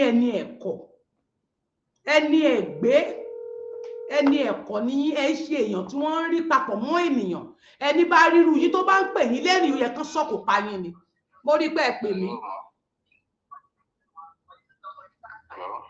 Mo rí pé ẹ pè mí. Lórí ọ̀rọ̀ tó ń lọ yìí náà ni. Ok, ẹ̀yin nǹkan tẹ́ ń gbọ́ sílẹ̀ o. Okay. So lórí ọ̀rọ̀ tó ń lọ lórí ọ̀rọ̀ yáwa onítìrí àti Yorùbá nation. Ẹ̀rí àká kúpàdùà. Because lójú ti tèmi, Yorùbá ní òtún tó burú pé ọkùnrin rédíò kóbìnrin ó pa àbí ọkùnrin kóbìnrin rédíò ọkùnrin ó pa. Nǹkan tí mo expect kò ṣe at the initial stage nígbà tí ìyá onítìrí ti ṣe declaration ni pé ó yẹ kí bàbá kan pé what is the way out of this? Báwo bọ̀rọ̀ wọ́n tó fẹ́ ṣe another declaration among to pay and disgrace ara wọn. How long are we going to continue this? And Yoruba nation yìí, it is not well coordinated nor established. Because lẹ́yìn bàbá ó sì yẹ kí committee gbé èèyàn bíi mẹ́rin márùn-ún kan wọ́n ṣe wà. Tó máa ratify ni ló máa dàbí congress lẹ́yìn tí bàbá bá sọ̀rọ̀ tó bá gbé agenda ìsíwájú pé bó ṣe máa ṣe rè àwọn èèyàn tó wà tẹ̀lé àwọn èèyàn ló máa ṣe final sí tí bàbá tó append signature okay finally bá ṣe máa ṣe rè. But as it is now, mi ò mọ̀ bóyá ó láwọn kan tó lè bá bàbá sọ̀rọ̀ and for ìyá nítorí láti gbé ìgbésẹ̀ yẹn wọ́n ní nǹkan tó rí. Because ìgbà táwọn kọ́kọ́ bẹ̀rẹ̀ kì í ṣe bí kíyàn ṣe bẹ̀rẹ̀ rí. Ẹ wò ó sà, ẹ jẹ́ ká gbàgbé ọ̀rọ̀ wọn. Ṣé rọ́rọ̀ tí wọn nǹkan ni mò ń sọ lénìí? Ṣé gẹ́tì mi ìsọ̀rọ̀ wọn lénìí? News Tinubu ni mo play ń ta lénìí.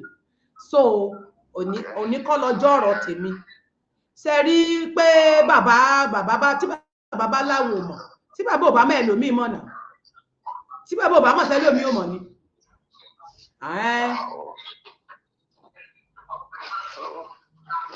Ṣé báwọn kan pera wọn ní àpọ̀dà làwọn òpónú olórí burúkú kàgbàyà kan ó lápọ̀dà òun ṣe tú àpọ̀dà. Ṣé mo mọ tí mo sọ you cannot defend line here. Ìgbòho mọ̀ nípa tí onítìrí ṣe kẹ́ kó ṣì lọ. Ó mọ̀ nípa ẹ̀. I'm not here to defend anything.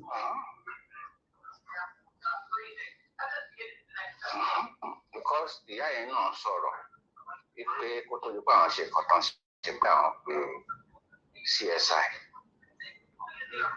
And I'm sure I think a lot of people are fed up with the declaration today, Ọ̀la, tomorrow, ọ̀túnla, kí ló kẹ́, ó ti sú everybody.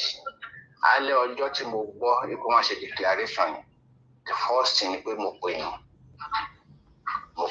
lédi kí ló kẹ́. Èèyàn tí ò lè ṣe declaration kò sẹ́ni tí ò lè ṣe declaration àwọn ti ṣe ni káwọn náà ṣe tí wọn kò ṣèjà ìbájà wọn.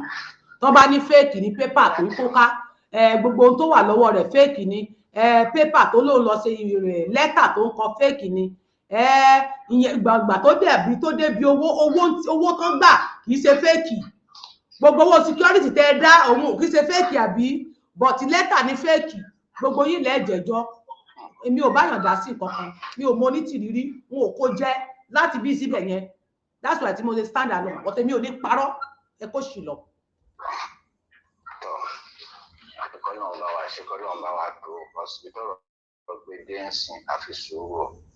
N tẹ́ ẹ̀ fẹ́ gbọ́ lẹ máa gbọ́ ẹ múra sí. Gbogbo tẹ́ ẹ̀ fẹ́ gbọ́ pátá gbogbo tẹ́ ẹ̀ fẹ́ gbọ́ lẹ máa gbọ́ honestly. N tẹ́tí yín ò fẹ́ gbọ́ orí yín tó burú tó dàrú lọ́rùn yín tẹ́ ẹ̀ mọ̀jú kẹ́ máa da ayé èèyàn kẹ́ máa ba ayé èèyàn jẹ́ lọ yẹn. Tẹ́ ẹ̀ mọ̀jú kẹ́ máa da nǹkan rú tẹ́ ẹ̀ wá sojú fúrú yẹn. Tán bá pè yín tẹ́ ẹ̀ máa tún ṣépè fẹ́ nìyẹn lẹ́yìn pé ẹ̀ mọ̀ nípa tó ṣe ayé yín á bàjẹ́ sórí social media. Ọwọ́ mi tí mo gbé yín náà ní fi gbé yín wálẹ̀. Ẹ kú ètò. Ń gbọ́ yín.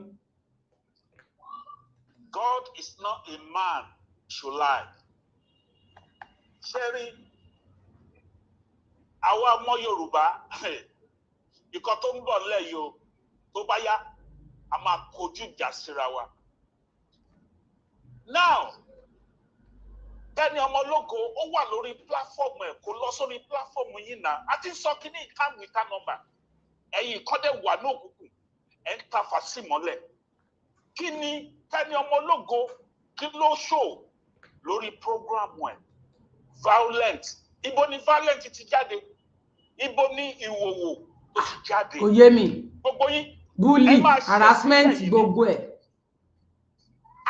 gbogbo yín ẹ máa ṣẹ̀ síbẹ̀ yìí ni ẹ parun tìrantìran ni because mo ti sọ fún yín jákọ́mọ̀ apátápàrà ló sọ̀rọ̀ Peter ló sọ̀rọ̀ ẹ̀ẹ́dẹ̀ lè fi wá ṣe anything bẹ́ẹ̀ pé wá ẹ̀ ní pé lọ lágbára Elédùà because lórí kíni àdàbí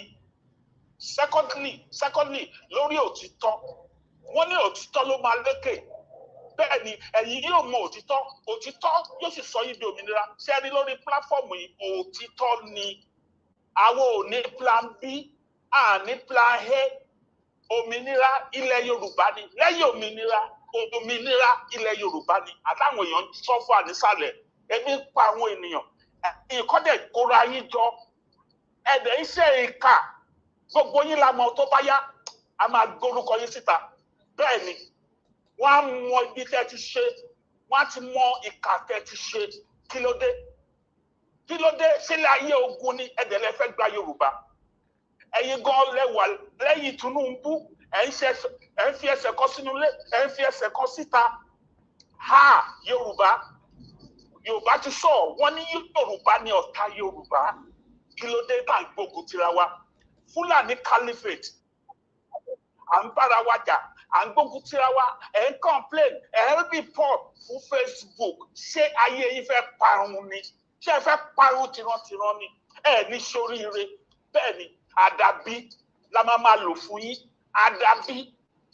àdàbí tá a bá lọ sórí program ẹlòmíì ta ló ń report ta ló ń flag lẹ́fì lè ríṣẹ́ o bẹ́ẹ̀ tí ò bá sí yẹn owó a máa lékè ojú máa tì í gbẹ̀yìn ni because ó dà pé èpè lọ́rọ̀ yín nídìí sí kí ni Tenny Ọmọlógo ṣe fún yín tẹ́ fi report ẹ bẹ́ẹ̀ yẹn ẹ fẹ́ bring ẹ wálẹ̀ ẹ̀yin lẹ́ máa wálẹ̀ lágbára Elédùà bẹ́ẹ̀ ni bọ́lọ́ ti ń bẹ ó dẹ̀ sì máa bẹ gbogbo ẹ̀yin tẹ́ wà ní òkùnkùn tẹ́ ń tafà sí mọ́lẹ̀ ẹ parun tìrantìran ni ẹ̀yin lẹ́ máa wálẹ̀ lágbára Elédùà bẹ́ẹ̀ ni kí ló dé ṣé tá bá wá gba Yorùbá ṣé bá ṣe fẹ́ máa gbógun tira wa ni ṣé bá ṣe fẹ́ máa jà ní ẹ wo àwọn Biafra ẹ wo nǹkan tó ti nílẹ̀ ojú gbà ní ti fún gbogbo yín ẹ̀yin tẹ́ pera ní agitators ẹ máa wá sórí program Olúwa ṣàánú mi lórí irọ́ ẹ ní ṣoríire Olúwa ṣàánú mi Olúwa kí ló dé God is not a man he should lie why are you lying why are you deceiving people kí ló dé tó ń tan àwọn ènìyàn kí ló dé tẹ́ ń fi ẹ̀tàn tan àwọn ènìyàn ẹ dẹ̀ sọ pé ẹ fẹ́ gba Yorùbá ẹ ní ṣoríire gbogbo yín àṣírí yín ó máa bẹ̀rẹ̀ sí máa tú ẹ lọ jáwọ́ ẹ lọ sinmi ẹ̀dọ̀ ẹ lọ sinmi ẹ̀dọ̀ bẹ́ẹ̀ ni apátápàrà ló ń bá yín sọ̀rọ̀ bẹ́ẹ̀ ni ẹ̀dẹ̀ lè fi wá ṣe nothing bẹ́ẹ̀ ni because àwọn òní plan B òmìnira ilẹ̀ Yorùbá ni kò tá à ń sọ nìyẹn ó dẹ̀ máa dúró ojú máa ti gbogbo yín kò sẹ́ni tó dalẹ̀ Yorùbá tí ò ní balẹ̀ lọ wọ́n ní ọ̀dàlẹ̀ balẹ̀ kú ẹni tó bá dalẹ̀ yóò balẹ̀ lọ bẹ́ẹ̀ ni lórí pláfọ́ọ̀mù yìí ẹ̀ ń ṣeré ni tẹ́ bá pé wá ẹ̀ ní pé lọ ẹ máa di transformer mú gbẹ̀yìn ni ẹ máa lọ kó sí ẹ̀yin tẹ́ wà ní international tẹ́ wà UK tẹ́ ń ṣèkà ẹ máa lọ sí London Bridge ẹ máa lọ bẹ́ sí odò ẹ̀yin tẹ́ wà ní location 9 tẹ́ ń ṣèkà ẹ máa lọ sí Top Miller Bridge ẹ máa lọ bẹ́ sókun bẹ́ẹ̀ ni òkun ló máa gbé yín lọ tìrantìran kí ló dé. ṣé bẹ́ẹ̀ rí nǹkan tí mo ṣó yín àbẹ́ẹ̀ rí tí wọ́n ń pláàni fún mi láti wá gbé mi láwọn ọmọ Yorùbá nation ọmọ Yorùbá wọ́n dẹ̀ ń pláàni. èmi jẹ́ kọ́ mọ̀ apátápàrà tí n bá dalẹ̀ Yorùbá kí n bálẹ̀ lọ bẹ́ẹ̀ ni kí n sùn kí n má jí mọ́ bẹ́ẹ̀ tí n bá dalẹ̀ Yorùbá màá bá wọn ṣòwòrè nǹkan tó ń ṣe nílẹ̀ Yorùbá màá bá wọn ná owó tuntun tó máa ṣe nílẹ̀ òmìnira ilẹ̀ Yorùbá bẹ́ẹ̀ ni àṣẹ́gun àwọn onídàálẹ̀ o ẹ mọ nǹkan tí Tenny ń ṣe pẹ̀lú yín kí ló dé tẹ̀ ń lọ sórí pláfọ́ọ̀mù wọn ò lóòótọ́ viewers náà wá àwọn òde wá viewers Pariwo viewers, béèyàn kan béèyàn méjì, millions of people ní. Bẹ́ẹ̀ ni, ẹ jẹ́ kó máa yé yín. Bẹ́ẹ̀ flag títí dọ́là kò sí kankan tó máa gé ní bẹ́ẹ̀. Ọwọ́ tó fi ń flag yẹn o ò lè fi ṣoore mọ́. Ọwọ́ tó fi ń report yẹn o ò lè fi ṣoore mọ́. Àfi kí ni o, àdàbí la máa lò fún yín. Ẹ ní ṣoríire. Pẹ̀lú gbogbo nǹkan tẹ́ ń ṣe náà, tẹ́ ń tán àwọn èèyàn. Kí ló dé? Àwọn ìyá yẹn, most of them wọ́n ti ní depression, wọ́n ti ní high blood pressure. Ẹ̀dẹ̀ wà ń bẹ̀ yẹn, ẹ jẹun lẹ́ẹ̀márùn-ún, ẹ jẹun bó ṣe wù yín. Wọ́n sùn tọkọ wọn lẹ́gbẹ̀ẹ́. Wọ́n sùn tọkọ sùn tìyàwó wọn. Wọ́n wà pẹ̀lú ìyàwó pẹ̀lú ọkọ tí wọ́n. Àwọn kan wà ń sálẹ̀, wọn ò tí rí. Wọ́n ń gbowó, wọ́n fi ń sanwó ilé, wọ́n ń gbowó lọ́wọ́ àwọn ẹlẹ́ni, wọ́n fi ń jẹ mọ̀lá, wọ́n ń sanra, wọ́n ń yọ̀kẹ́, wọ́n máa sunkún kiri pé ìyà ń dà wọ́n. Ìyà náà ni ó jẹ yẹn pa. Ìgbà tẹ́ẹ̀dẹ̀ bẹ̀rẹ̀ agitator sámọ̀ yìí, gbogbo yín la mọ̀. Àbẹ́ ẹ̀rọ náà. Ó ti yàrá kan ló ń gbé. Ó ti kọ́lé, ó ti ra ká. Ìmí ti sí rédíò station. Ẹ má jẹ́ àsọ̀rọ̀. Bẹ́ẹ̀ ní ṣoríire, gbogbo àṣírí yín bẹ lọ́wọ́ wa. Bẹ́ẹ̀ bẹ lọ́wọ́ wa, gbogbo yín. Yéè, a ní tí wọ́n fẹ́ gbọ́, Yorùbá yìí wọ́n á sọ òkòlù yín. Ẹ̀yin tẹ́ wà Nàìjíríà ni o, ẹ̀yin tẹ́ wà lẹ́yìn odi ni o, pẹ̀lẹ́rìí tó dájú. Ẹnu kì í ṣe ẹnu pé tó bá fẹnu sọ̀rọ̀ fún yàn, tó bá fi ẹnu sọ pé a fẹnu sọ báyìí, ìyẹn lẹ̀ pé ẹni wọ́n ẹ̀rí. Èmi blaspheme èèyàn bíi, èmi sí àwọn tó máa ń parọ́ mọ́yàn, tó máa ń parọ́ mọ́yàn, tó máa recruit àwọn tó máa kọ́ wọlé. Èmi ń bẹ́ ń bì ní. Kí ló dé? A fẹ́ gba Yorùbá, a fẹ́ gba ogun wa dé, à ń bára wa jà. 2022 máa ti dán, ó ti tán, how many days ló kù? Ojú gbà mí ti fún yín, wo, ó ń bọ̀, àwọ̀lá dẹ́ẹ̀dẹ̀. A máa kọ́kọ́ bára wa jà náà, àwa tá wà ní bóyá UK láwa, àwọn tá mọ̀, a ti mọ̀ yín, a máa gbógun tira wa, a máa yọ ẹ̀ṣẹ̀ síra wa, bẹ́ẹ̀ ni. Àwọn náà ń sọ̀rọ̀ jù, àmẹ̀yìn olóòótọ́, àmẹ̀yìn pàkàn rẹ̀ rìn báyìí, alẹ́ mi go mọ̀. Rápítà ẹ̀rí bí mo ṣe sunkún bí bébí ìjọ náà ni. Mo ní yé ìwọ mo ẹbí mo ṣe ń wu pé sọ ìwọ iná wà bẹ́ẹ̀. Ìwọ mo sunkún bí bébí báyìí ni tí mo ń hu. Bẹ́ẹ̀ni ò ní sunkún. Bẹ́ẹ̀ni ọ̀tá ló máa sunkún. Bẹ́ẹ̀ni sórí ìwọ tó sọ pé kán máa gbẹ̀yàn wálẹ̀, ó máa wálẹ̀ gbẹ̀yìn ni lágbára Ọlọ́run. Bẹ́ẹ̀ni tó bá yá mo tún sọ tó bá yá a máa bẹ̀rẹ̀ sí dárúkọ yín, àfi kẹ́ lọ sẹ́ńpẹ́. Bẹ́ẹ̀ni àfi kẹ́ lọ jáwọ́. Bẹ̀tẹ́ bá jáwọ́ tó bá ṣe pé bóyá ilé lẹ fẹ́ máa complete lẹ fẹ́ máa bẹ́sẹ̀ lé lọ. Ẹ ti ṣẹ̀ sí o. Bẹ́ẹ̀ni àwọn ọmọ Yorùbá tàtà wọn máa rí báyìí wọ́n dẹ̀ máa sọ̀kò lù yìí. Bẹ́ẹ̀ni wọ́n máa.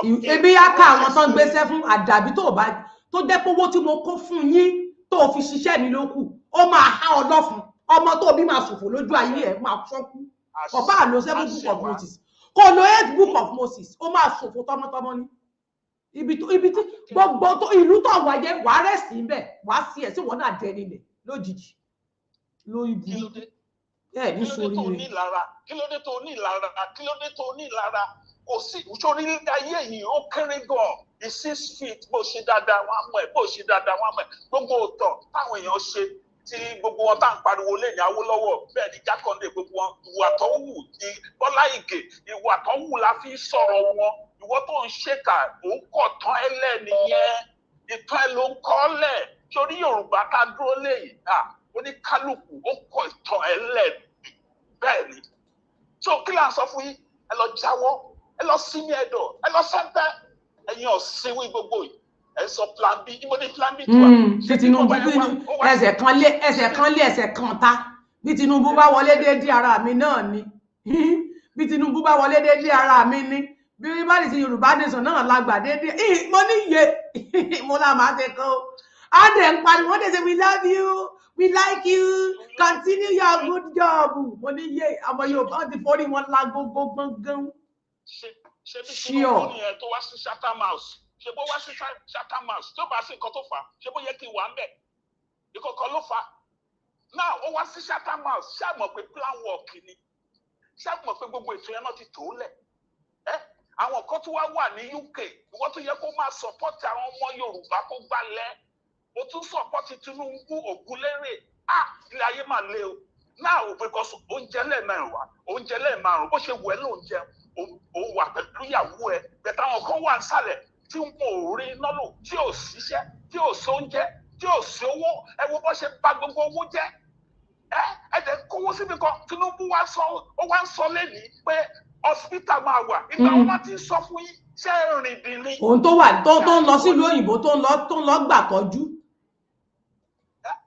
ìjọ wo ló wá how many months yìí sì tó wá gba treatment fún medication ẹ̀ ṣojú yín fọ́ níṣẹ́ tí yín àwèrè àníṣe a máa gbógun tira wa náà bẹ́ẹ̀ ni tẹ bá gbọ́ gba sọmọ Yorùbá ló dé bẹ́ẹ̀ ni àsìkò yẹn ń bọ̀ ó dẹ̀ ti dé tán ó ń bọ̀ àwòrán dẹ́ẹ̀dẹ̀ gbogbo yín láti mọ̀ pátápátá bó tẹ̀yìn tẹ wà ní UK ni o bóyá wà lamẹ́ríkà bóyá wà ní France anywhere tẹ wà gbogbo yín láti mọ̀ ẹ̀yin tẹ wà ń sàlẹ̀ náà tẹ́ ń ṣe ìkà tẹ́ ń ṣe bí gbogbo yín láti mọ̀ àkọ́kọ́ máa kọjú ìjà síra wa náà bẹ́ẹ̀ ni tọ́ba sọ pé ta ló sọ bẹ́ẹ̀ jẹ́ kọ́ máa pátápára ló sọ bẹ́ẹ̀ ẹ̀yin ọ̀sìn ní gbogbo bẹ́ẹ̀ ní sórí àwọn mọ́sàfáwé èèyàn tó ń gbé violent tó ń wà ń hò àwọn tó ń gbọ́ ní 2 sum oní 3 sum rìpọ́ọ̀tì péèjì wọn.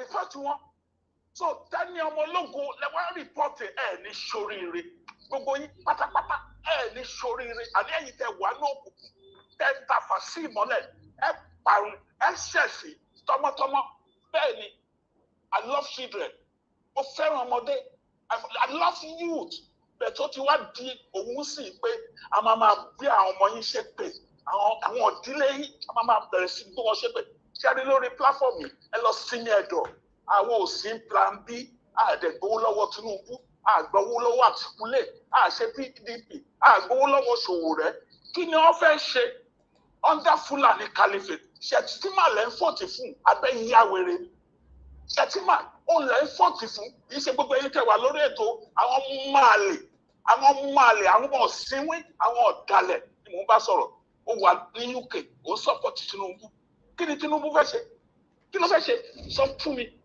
ṣé o mọ̀ pé Shettima ló ń fọ́ọ̀tì fún ni ọ̀dẹ̀ tìtìrì ń dúró bó because wọ́n ti fún ẹ lówó owó máa tán ìyẹn ló máa kú kọ́tà ń sọ ní pé kí ilẹ̀ òmìnira ilẹ̀ Yorùbá kó dúró ó dẹ̀ máa dúró lágbára Ọlọ́run yẹn lọ bẹ́ẹ̀ yẹn ṣẹ́rí lórí àwọn bàbá sọ pé ẹja filẹ̀ à ń káàntì ọjọ́ bẹ́ẹ̀ ni gbogbo yín ẹ máa gbá wòtòwòtò gbogbo yín a máa gbé yín lọ tàbáyé bẹ́ẹ̀ ni because à ń dúró bàbá ti sọ pé 2022 ìyá onítìrí ó ní 2022 gbogbo yín la support o Ìgbòho ó ní 2022 àwọn àkó akọ́lẹ́ẹ̀tì fẹ́ni bọ́ọ̀dù kílẹ̀ òmìnira kó dúró nǹkan tá à ń sọ nìyẹn àgbẹ̀ akọ́lẹ̀ àgbẹ̀ ẹni iyì kan fẹ́ni bọ́ọ̀dù tí ó ti yẹ yín gbogbo wa la máa sowọ́pọ̀ tá a máa gbà kó tá a fẹ́ gbà bẹ́ẹ̀ ni àdẹ̀ sí ní ìbàjẹ́ ẹ̀ ní sọ pé ká wá support yàn kan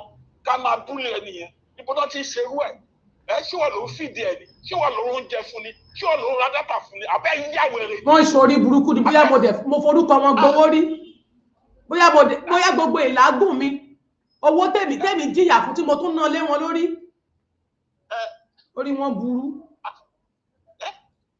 a lè support anybody gbogbo wọn la like bàbá ni o Professor Akintoye gbogbo bàbá nìna bàbá wa ni we love bàbá nǹkan tá à ń sọ ní pé kí ilẹ̀ òmìnira kó dúró nǹkan tá à ń sọ nìyẹn ó dẹ̀ máa dúró ojú máa ti gbogbo ọ̀dàlẹ̀ pátápátá ok for example nsìn kíta ní ọmọ ológun kó wá máa búlì màmá tó bá jẹ́ pé àsìkò yẹn wá dé màmá onítìrí ó wá ṣe ibo ló fẹ́ fojú sí ibo ló fẹ́ fọ̀nà sí. kò yé mi ó yẹ kí n lọ́mọ bá wọn ṣépè fún yàn. ẹ̀yin tẹ́ ẹ̀ dá kan mọ̀ ẹ̀ ó wá wà lórí program àṣírí títù àṣírí yín ò lè fò bẹ́ẹ̀ ni àṣírí yín ò lè fò ó wá ní kó máa bring everybody down kí ló dé tí láyé ogun ni ṣó fẹ́ bọ́ọ̀lù incomplete ni ṣó fẹ́ bọ́ọ̀lù incomplete. ẹ lọ gbé ó yẹ kán wábi tó wà kán gbé ibi bá ìlú tó wà rèé ẹ lọ gbé níbẹ̀ ẹ gbé ìwọ́dẹ̀ máa rẹ́rìn sí mi níta àsóòrè tí ọjọ́ ẹ̀sìn ọdẹ rẹ́rìn sí mi ó dẹ̀ ń plan ibi fún mi ó ní sóríire. àfojúfẹ́ ni Mama fọkàn fẹ́ ni kò tó yẹ kó máa sọ nìyẹn. Ẹgbẹ́ òrónú ọmọ mi, òrónú àwọn àbúrò, ó dẹ̀ rẹ́rìn sáwọn èèyàn ta. Wà máa rẹ́rìn bẹ̀ tó ń ṣe èèyàn. Ó rí pọ́lọ́hún ò nífẹ̀ẹ́. Mo sọ fún ẹ kó tó tún gbọ́, God is not a man, he should lie. Bẹ́ẹ̀ ni Ọlọ́run ò purọ́, ẹ̀yin ẹ̀dá ènìyàn lẹ́ purọ́, ẹ̀yin ẹ̀dá èèyàn lẹ́ ń ṣèbàjẹ́. Sórí gbogbo ilẹ̀ òmìnira tá à ń sọ yìí, ó yẹ ká ti gbà á. Bẹ̀ táwọn kan wà nóòkù, ó wà nóòkù òkùnkùn, wọ́n tafà sí mọ́lẹ̀. Gbogbo yín láti mọ̀ pátápátá. Bẹ́ẹ̀ ni, kí ló dé? Aláfẹ́ gba òmìnira, kí ló wá ló fàjà? Kí ló fa ogun? Kí ló fa ẹ̀tàn? Ṣé kì í ṣe pé Yorùbá náà là ń sọ̀rọ̀ ń pa ẹ̀ ni? Ṣé kì í ṣe pé a fẹ́ tọ̀ sí ibì kan náà kó wá rú kó papọ̀? Kọ́kọ́ everybody kó bẹ̀rẹ̀ sí máa enjoy. Tinubu abẹ́rù 2023 election ní ṣẹlẹ̀. Ẹ wo nǹkan tí bàbá yẹn lọ ṣe ní UK lẹ́nìí. Chatham House ibẹ̀ ló ti sọ̀rọ̀. Ṣé ẹ rí i pé wọ́n ń gbé ìgbésẹ̀ ni? Kí làwa ti ṣe? Àfi ká máa bára wa jà, ká máa búrí. Ṣé ẹ la wá ń sọ? Ká máa ṣépè kó wà lórí program, kó má mọ nǹkan tó sọ, kó má ní point, ogun ni. Ṣé kí wá sọ Yorùbá ní fracas ni? Gbogbo yín ẹ máa parọ́ gbẹ̀yìn ni. My people have been asking me, wọ́n sàn ń béèrè lọ́wọ́ mi pé tí mo bá ṣe tí mo bá post nǹkan, tí mo ṣe wọ́n á ní kí ni mí ní mi. Wọ́n mọ̀ pé mo rí nǹkan tó bà mí lẹ́rù ni. N tó ju ẹ̀rù lọ ni mo rí. Àwọn tí mi expect ni wọ́n wà nídìí bí wọ́n ṣe gbéra wọn wálẹ̀. Kẹ́ni tèmi pè ní èèyàn tá a jọ ń dìjọ òmìnira kó máa sọ pé kán wá gbé èmi níbi tí wọ́n wà. Débi pé wọ́n link máwọn tó súnmọ́ mi. Wọ́n ti provoke mi. Àwọn tó súnmọ́ mi náà kọ́ lò nígbà tán report tí wọ́n rí. Wọ́n tún gbé yẹn wèrè yẹn jáde dáńkú. Wọ́n ní kó máa sọ pé kó ẹ mọ̀ pé ń fẹ́ra yín rí àbí. Kí ló dé tó sọ pé ó lásìlè lọ́wọ́ ó gbérọ́ jáde. Òun náà jáde bí olórí burúkú ó fẹ̀ sórí àga. Ó ń sọ kátàkátà ó ń pa. Wọ́n tó pè é, àwọn náà tó pé ó ní bóyá onífẹ́ rẹ ni mọ́dà náà. Gbogbo ẹ̀dá tó ń perí mi níbi ibi ó máa pa yín.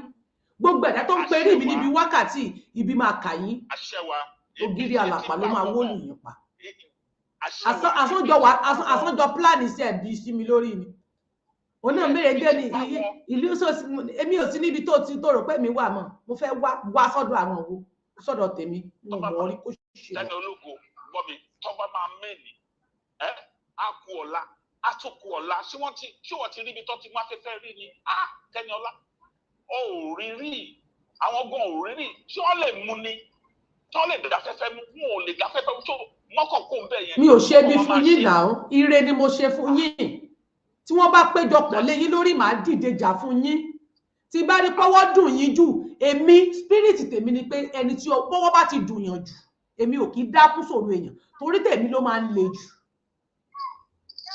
bọ́wọ́ ṣe dùn onítìrí tẹ́ ń gbé fún kémi náà bá yín dákún èmi yìí dákún gbà tẹ́yìn bá ń dákún kan èmi ò rẹ́rìí tèmi gbámọ́ ẹ̀yìn lẹ́rìí tẹ́ mọ́ fi ń bẹ́ká èmi ò lẹ́rìí.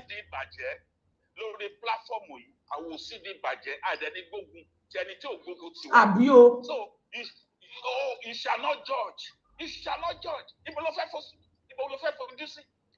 Okay, màmá yẹn sọ everything kó wá lọ happen. Ibo ló fẹ́ wà. Òye mi ó yẹ kí n lọ sí kí n gbà tí Tinubu bá lé mi ní Nàìjíríà MC Olúẹran náà ń ṣe tiẹ̀ àwọn Fúlàní dáradára ń ṣe tiwọn ara àwọn ọba ń ṣe tiwọn àwọn ọ̀tá ń ṣe tiwọn kí á tó máa lé mi kúrò lẹ́ Yorùbá kí mọ́ tún lè gbélé bàbá mi pẹ̀lú gbogbo ìyà tí mo jẹ ẹ̀ ní sóríire. Ara o. Ní kú síbi tàṣọ yìí wà gbogbo yín pátá gbogbo yín ni kì í ṣe ìtẹ́ wà lórí prógámù ẹ̀yin ọmọ Yorùbá àtàtà àwọn máa lè ní mò ń bá wí wọn ò lè kú síbi tàṣọ wà ẹ má ṣàmì agbára wà náà àmì ẹ má ṣàṣe ẹ má kà mí sórí comment section bẹ́ẹ̀ ni gbogbo wọn ojú máa tì wọ́n ojú ti tì wọ́n already ṣẹ́yìn orí nǹkan tó ń ṣẹlẹ̀ ni ẹ máa wò ó ṣe bó ti pé tán 2022 ó ti pé tán ó pẹ́ jù títí January. Nǹkan tó ń ṣe náà ni àní wọ́n tún máa sọ fún mi pé kí ni ìbéèrè tí mo ń dúró de bàbá fún bàbá ṣe kinní kan kéèmí má dúró de bàbá èwo làbúrò máa sọ pé bàbá kinní kan onítìrí ló sọ̀rọ̀ ń wo bàbá ló kọ́kọ́ sọ̀rọ̀ bàbá ló kọ́kọ́ sọ̀rọ̀ èmi ò dẹ̀ ní ever láyé bú bàbá láyé bọ̀tì èmi action tó wà náà ní láti correct èwo làbọ̀ bú bàbá èwo làbọ̀ bú ìyá a pè wọ́n sákèsí tiwa ni àwa máa ń pè wọ́n sákèsí lórí ìkànnì tiwa. ọmọdé gbàgbà gbọ́ lọ́dọ̀ tí ẹ lọ wà ní. sinmi ẹ̀dọ̀ gbogbo ẹni tẹ́ máa comment tẹ́ mọ nǹkan tẹ́ máa kọ ẹ̀kọ́ máa kó oríṣiríṣi ẹ lọ sinmi ẹ̀dọ̀ kì í ṣe táìmì là ń nídìí gbogbo ẹ̀ tí o ti yé yín ká sọ̀rọ̀ sí ká advice Ìgbòho ẹ ti máa gbógun ká sọ̀rọ̀ sí. ìbẹ̀rẹ̀ tán ni mo antagonize Ìgbòho mò ń takò èmi ò mọ ibi tí mo ti takò Ìgbòho èmi ò mọ ibi tí mo ti bọ́ síta gbàgbà tí mo ti sálátakò rẹ̀ ọgbọ́n ọ̀rọ̀ mi náà mú ẹni bá dẹ̀ mọ́rọ̀ mi wàhálà tí yín nìyẹn. kí ló dé tí àwọn. torí pé mi ò support Ìgbòho yẹn mi ò bá yín máa ṣépè fún onítìrí bí gbogbo yín ṣe ń ṣépè yẹn ohun tí mo fi antagonize Ìgbòho nìyẹn tí mo fi antagonize bàbá tí mo fi di ọ̀dàlẹ̀ ẹ̀yin lẹ mọ̀ mí lọ́dàlẹ̀ mi ń ṣe ọ̀dàlẹ̀. tẹ́nà ọmọlógo jẹ́ ká máa fi yé wọn jẹ́ kó ó yẹ kó máa sọ fún wọn bàbá o màmá o Ìgbòho o bàbá Adéníran o gbogbo wọn la love gbogbo wọn la fẹ́ bẹ́ẹ̀ ni a ní ẹni mí láàrin wọn jẹ́ kó máa yé yín ẹ jẹ́ kẹ́ ẹ máa mọ̀ jẹ́ kán mọ̀ so ẹ lè anybody pé ká máa tákù wọn ká máa bú wọn no nothing like that bàbá ti sọ pé màmá ti sọ pé Ìgbòho ti sọ pé 2022 ilẹ̀ òmìnira ó máa dúró ẹ já dúró àdúrà ni àlẹ́ ní tiẹ̀ fẹ́ wálé mo fẹ́ wá jàmàlà pẹ̀lú ewédú pẹ̀lú gbẹ̀gìrì bẹ́ẹ̀ ni pẹ̀lú ẹran ọ̀gbẹ́ ibi tẹ́lẹ̀ ẹran ọ̀gbẹ́ wà ń sìn Fúlàní kálífì wọ́n ti lé gbogbo wọn kí là ń sọ àní kágbálẹ̀ wá padà Fúlàní wọ́n ní àjẹ́ńdà abẹ́rẹ́ ni wọ́n lájẹ́ńdà. ẹ jẹ́ ń gbé kọ́ bàbá Adéagbo ẹ máa gbé tó lọ. ẹ ṣe gan sa bàbá yẹn ti ń pè mí látẹ̀kọ́ torí mo máa kó lórí ètò sí mo máa wọlé áúlà fún yín mo tó máa fún yín ní jẹ̀dí máa fún yín ní jẹ̀dí eléyìí tí mò ń fún yín ní ìta kékeré ni torí pé mi ò lọ́lùgbèjà ni wọ́n ti ń ṣe fún yín tipẹ́ ẹ ti fọkàn sí pé kò mú yín ẹ ló ẹ bá wa yín nǹkan tẹ́ ń gbọ́ yẹn sílẹ̀ sà. mo ti yí sílẹ̀ lẹ́sẹ̀kẹsẹ̀ mo ti yí sílẹ̀ the other phone mo ti pọ̀ sí ẹ̀ ẹ kú ètò. Yes sir. mo ní ẹ má fi wọ́n ṣe pè mọ́ àjọ bí àdá alájọ bíbí ìjà ó dèdè ká má fi wọ́n ṣe pè mọ́ àjọ bí àdá kì í ṣe ẹni wọ́n bá bí nínú ilé kan náà lè ń lo àjọ bí ọmọ ilẹ̀ Yorùbá kan náà ni wá a lè lo àjọ bí gbogbo ìpè tẹ́ǹsẹ́ fún wọn gbogbo ṣe pé ẹ fi ṣìkà ohun tẹ́ ń sọ ni ẹ lè ń padà bí sí àdàbí sí àdàbí sí ẹ bó ṣe máa rí fún wọn nìyẹn bó ṣe máa rí fún wọn fún mi máa ń dùn tí bá ti wà náà láti gbọ́ program tó bá ti kọjá lọ bí ní lè pè mí gbàdúgbàdú tí mi bá lè gbọ́ ṣùgbọ́n èmi mọ̀ wípé ṣe rí àṣírí wọn máa tó tú ọ̀rọ̀ tí ọmọ ológun sọ lèmi ń tẹ̀lé níwájú Ọlọ́run àti ènìyàn nítorí wípé ọmọ ológun ń sọ fún wa wípé ẹ má ti ìdájọ́ ẹ jẹ́ a ní sùúrù wọ́n sọ báyìí ẹ jẹ́ ó dìgbà yẹn náà mo lè wá wò pé kí lọ́mọ ológun sọ yìí nígbà tó wáyé tó máa tó gbọ́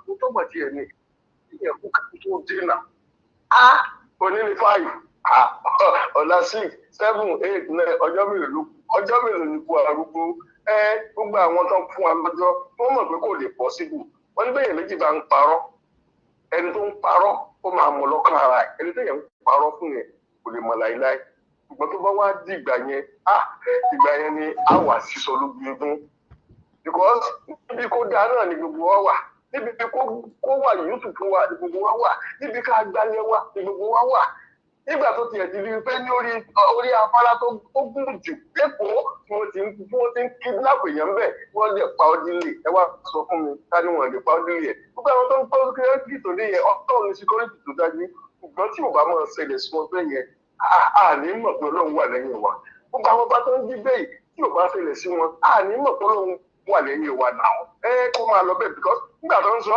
wọ́n ń gbọ́ ọ̀sán àwọn ọ̀fẹ́ palaba ok wọ́n ní tí àìsàn bá ń ṣe èèyàn Haúsá tẹ rí yẹn tẹ bá sọ fún tó bá àìsàn ń ṣe òun o tó bá níṣẹ́ lóògùn tẹ bá fún àwọn abẹ́rẹ́ pé ṣé àìsàn tó ń sọ yìí tó ti ṣe é rí ni tẹ bá sọ fún pé ayé ẹ̀ ló ṣe mí kan tó olùsùgbà yẹn Haúsá máa tó gbàǹgbà yẹn o ṣùgbọ́n ẹ jẹ́ kí á farabalẹ̀ á dúró á fètè á máa gbàdúrà kọ́ ló ń sọ orí ẹ̀mí wa kọ́ ló ń lọ́ọ̀rì ẹ̀mí wa gbàgbà yẹn lọ nígbà tó bá dìgbà yẹn tí ọ̀gá wa lè gbà kéyìn yẹn fún wa ìgbà yẹn láwọn mọ̀ pé lóòótọ́ gbogbo wọn náà ti gbowó because èmi sì mo sì ní 50-50 ní lọ́kàn mi pé àwọn kan ti gbowó wọn ní Tinubu ní tí wọn bá ti gba kìnní yẹn tán wọn bá ti gbé fóun ìgbà yẹn lọ gbogbo promise tó ń ṣe fún wọn ìgbà yẹn ló máa fún wọn ok Ọlọ́run àṣẹ bí ọjọ́ à ń kájọ nìyẹn ọjọ́ yẹn á kí. àní bàbá mi mo ń wo fídíò kan nísìn ẹnìkan sẹ́ndì ẹ̀ sí inú orí gúrùpù mi lórí Facebook mo ń rí obìnrin kan àtọkùnrin kan bó ṣe ń jó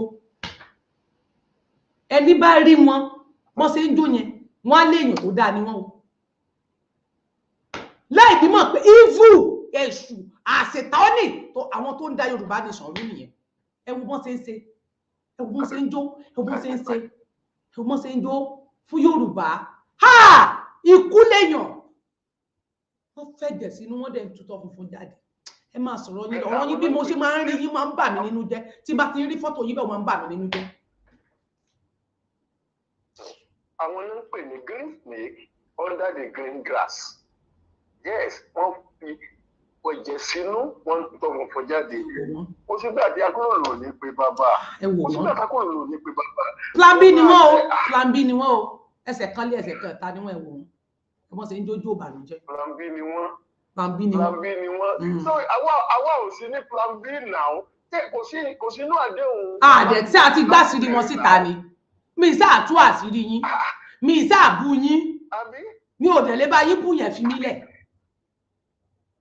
péèjì tó lọ ń fọwọ́ kàn yẹn lèmi tí àwọn òmùmú tó kò mú un pé kí ni nǹkan náà. ẹ wo àtijọ́ tí mo ti ń sẹ́ ẹ sáà àtijọ́ tí mo ti ń sẹ́ndì ẹ̀ sínú group ẹ rí tí mo ti sẹ́ lórí ìrísìírísìírísìí ẹ tún rí lady kan tó sọ pé wọ́n fi àkáǹtì rìpọ́ọ̀tì mi tó tún sẹ́ tí mo ní kó screenshot ẹ̀ tó tún screenshot ẹ̀ òun náà wà ní group kí ni mo ṣe fún yín tẹ̀ ń lé para yín torí pé mọ̀ pé sọbọlọ ni mí mo sẹnu sọbọlọ bí ẹnu ògbé mo wà ń lé.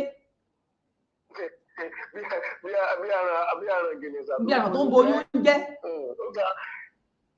mo gbọ́ fọ́ọ̀sì kan fọ́ọ̀sì yẹn in fact tóbìnrin yẹn bá ń wo programu yìí tó bá ń gbà láwọn tó máa ń silent wà bó ń wò ó á mọ̀ wípé òun ti ṣe ọ̀rọ̀ sọ tóbìnrin yẹn lanu pàkà lẹ́nu ohun ẹ̀yẹ ohun àgbàlagbà ni o ó ń sọ wípé ìyá onídìrí táwọn gbóhùn ẹ̀yẹ o pé òun kọ́ ló ń sọ̀rọ̀ MKO ló ń sọ̀rọ̀ Bọ́lá Tinubu ló ń sọ̀rọ̀ àwọn ẹ̀kọ́ sílẹ̀ tó ń sọ̀rọ̀ àgbàlagbà sí àgbàlagbà ló ṣe lágbàlagbà níbo ló ti rí àwọn èèyàn tó wà ẹni tó ti lọ ó ti kú tó bá ṣe tó bá dá aláṣọ oyè tó bá dá aláṣọ ẹni tó ti lọ òkú tó ti kú òun wẹ̀yìn mọ́ kò pọ́sibù àwọn ṣé wọ́n rò ní tábà ti ẹ̀rù sẹ́kọ̀ọ́ ẹ̀kọ́ ti jà ní ẹ̀mọ iye ọdún tó ti lọ sẹ́yìn ó lè sọ inú ẹ̀dẹ́ ní wọ́n dẹ́ ń tẹnu mọ́ ìwúrú àwọn àgbà ìyàwó lélẹ̀ ṣé ìyá arúgbó ìlú tó ti gba búráìbù ni àbí ó ti wọ́n ṣe ìbáṣẹ̀lẹ̀ ìwò wà níbi ìyẹn tí a ṣe ó máa ń bí ìbùdó yẹn ni ó ń sọ pé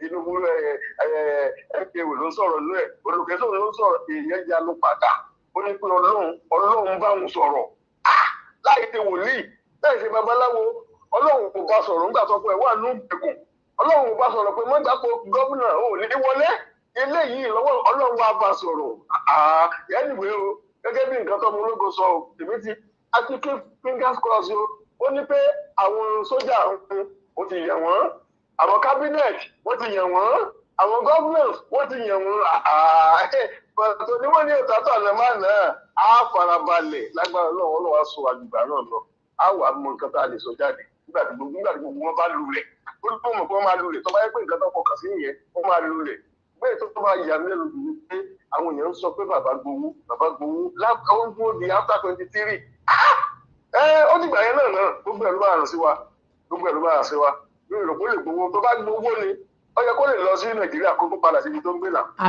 tó bá yẹ ẹsẹ̀ ńbẹ̀ wọ́n máa kún wẹ́wẹ́ ni ṣùgbọ́n ọmọ ológo àwọn ọmọ eléyìn tí ẹ̀ tán lémi ni mo lọ rìkúùtù àwọn ọmọ jọ èmi mú ọmọ mi ṣá ṣé mi gan attend meeting èmi tí máa attend meeting ṣe rò pé mi máa attend meeting wọ́n lémi lèmi lọ rìkúùtù àwọn ọmọ tó ń bú onítìrì ẹ wá fi yẹn tó ń bú yín pé ẹ gbowó torí pé mo post àtijọ́ tán ti ń post nǹkan lórí show mi post tẹ́yìn bá post sometimes but torí pé mò ń wá peace pé kí wọ́n rí kán lè lọ bá àwọn ọmọ yẹn kó tó di pé àwọn ọmọ yẹn máa hùwà tán wù lọ ẹ wá lémi ni mo post tí bá mọ̀ kankan pa ẹ̀ kí n má jèrè gbogbo tó tara mi jáde ṣùgbọ́n tí mi mọ̀ kankan pa ẹ̀ má jèrè ọmọ má jèrè gbogbo tó tara mi jáde mi ò ní kú gbogbo ẹ̀rẹ́ tó dẹ̀ ń plan aburú fún mi òun ló máa kú tilétilé àtọmọtọmọ tí wọ́n pé lótìtọ́ o mo mọ̀ nípa mo tiẹ̀ dáwọn ọmọ yẹn mọ̀ rí àbí mo tiẹ̀ rí wọn rí bọ́ tí mi rí wọn rí gbogbo ẹni tó parọ́ mọ́ mi ó máa rógun àparọ́ mọ́ ni tako ni láṣẹ Èdùmàrè wọ́n máa parọ́ mọ́ báyìí níbi ìṣeré rẹ̀ wọ́n máa parọ́ mọ́ tó bá dá tí kò àṣírí rẹ̀ láyé ara látakò arélé nìní kí ló kàn mí pẹ̀lú máa bá yẹ mí tẹ́ka fún yàn náà bóyá ẹ̀ mọ̀ orí èèyàn tèmi jẹ́ èèyàn burúkú bíi tiwọn náà pè mí ẹni ègbé. tí ẹyẹ bá ń gbọ́ prógámù yìí wọ́n lọ sùn kó jókòó mo sùn ọ̀pẹ́ àwọn ọmọ ẹ̀ wọ́n á ti sọ fún un láyé ìgbà tí wọ́n ní gbogbo bóyá yẹn ṣe lè rí láyé ìgbà tí wọ́n ní ẹnìkan ló kó sínú lágbájá sáàjà ló ní. ó ń ṣe fíìmù ẹ fẹ́ àwọn eléyìí ọ̀rọ̀ tó àwọn ọ̀rọ̀ tó rùn létí ẹ fi wọ́n lẹ̀ ẹ má dá wọn lóhùn gbogbo ọ̀nà tó ń tanra wọn ní ẹlẹ́tàn gbogbo kálukú wọn ṣe tí kò ṣe lọ. ẹ wo ìyá mi ẹ máa bẹ tó bọ̀ ẹni tó bá lọ ló bá kú àwa ò ní bá kú ẹ máa bẹ tó bọ̀ ni. ẹ ṣe gan sa ẹ̀yin èèyàn mi ẹ jẹ́ n fi yín lẹ̀ ní apá ibi tí mo dé ń bí mi ò ní lè receive call torí I'm very very angry torí bí mo bá tún ṣe ń ronú tí mo rántí àwọn tó wà ní ìpàdé òkùnkùn inú máa ń bí mi sí nígbà tí èèyàn bá wá sórí program tó yẹ kó ṣe ètò ẹ̀ kó ṣàdúrà kó ṣe ètò lọ ẹ wá lọ rìpọ́tì péjì tèmi torí pé mo póòstì ẹ wá lè mí mọ̀ èmi mọ̀ nípa nǹkan tí wọ́n ṣe èmi tẹ́ni èmi ẹ̀ka o mi ń ṣe ìkà tẹ́yìn wò yẹn mi ń ṣe ibi fún ọmọnìkejì mi ẹ lè máa fojú ẹni tó burú wò mí bíburú mi níbi tó mọ búburú mi lórí ọ̀rọ̀ Nàìjíríà nìkan ní búburú mi bọ̀ lórí àwọn èèyàn èmi ò sí bẹ́ẹ̀ mi ì sí lára wọn mi ì sí lára àwọn tẹ́yìn rò yẹn mi ì ṣe ìkà ń tèmi bí mo ṣe wà mi ì ṣe bí mi ì báyàn ṣèkà mi ì báyàn ṣe bí mi ì báyàn lọ́wọ́ nínú pé ká ba ilé ayé ènìyàn jẹ́ ẹjọ́ kí ni géènì mi èmi tí mo ní ìdìrànlọ́wọ́ lọ́wọ́ Ọlọ́run kí n máa wá jókòó ti ba ayé èèyàn jẹ́ kémi náà dẹ̀ lọ ba ayé ènìyàn jẹ́ ẹ dáhùn kí ló dé tí etí mi máa ń já kí ló dé tí etí mi ń já tó báyìí etí mi ń já púpọ̀ ní o kí ló dé tí etí mi ń já báyìí ẹ dáhùn kí ló máa ń fà á kétí èèyàn máa lu kó máa dá lura wọn lẹ́ẹ̀mẹwàá báyìí etí mi ti ń di o etí mi ń dá ó wá tutù kí ló dé tẹ́tí mi ń já kí ló dé tẹ́tí mi ń já ẹ jẹ́ fi yín lẹ́yìn èèyàn mi ẹ ṣé gan sẹ́rí wọ́n tún ti wá sórí YouTube mi ẹ̀ ní sórí rẹ̀ sẹ́rí tún wá bí lórí burúkú ẹ̀ mo ti blọ́ọ̀kì ẹ̀ tẹ́ bá ti rí olórí burúkú tó kọ sẹ́ẹ̀sì kinní kan yẹn ẹ máa blọ́ọ̀kì ẹ̀ ẹ̀yin tẹ́ wà lórí YouTube gbogbo ẹ̀yin tẹ́ wà lórí YouTube yẹn ẹ blọ́ọ̀kì ẹni tó pe rẹ̀ ní sẹ́ẹ̀sì kinní kan yẹn ẹ blọ́ọ̀kì ẹ̀ dànù tó kọ rẹ̀ ní sẹ́ẹ̀sì kinní kan yẹn ẹ blọ́ọ̀kì ẹ̀ ó lóun sex find ẹ blọ́ọ̀kì ẹ̀ gbogbo ẹ̀yin tẹ́ wà lórí YouTube yẹn ẹ blọ́ọ̀kì ẹ̀ àwọn náà ń pitú àwọn tó wà ní Yorùbá nation ni wọ́n láwọn wà ní Yorùbá nation àwọn tí ò jìjì òmìnira màsà máa sọ pé èmi nìkan kọ́ ni mò ń sọ̀rọ̀ ṣé èmi nìkan ni wọ́n máa àwọn nǹkan tó máa pè kì í ṣe àsáwọn náà máa recruit àwọn yẹn kì í ṣe wọn nìkan gbogbo yín ni màá ní gbogbo wa kọ́ wáì tí wọn lórí YouTube wọn kí wọ́n rìpọ́ọ̀tì YouTube wọn wáì tí wọn rìpọ́ọ̀tì Facebook wọn ó sì dọ́dọ̀ tèmi fúnra wọn náà gbá káàntì wọn wálé wọn ẹ̀sẹ̀ mọ́ ní ẹ̀rù Ọlọ́run bà mí.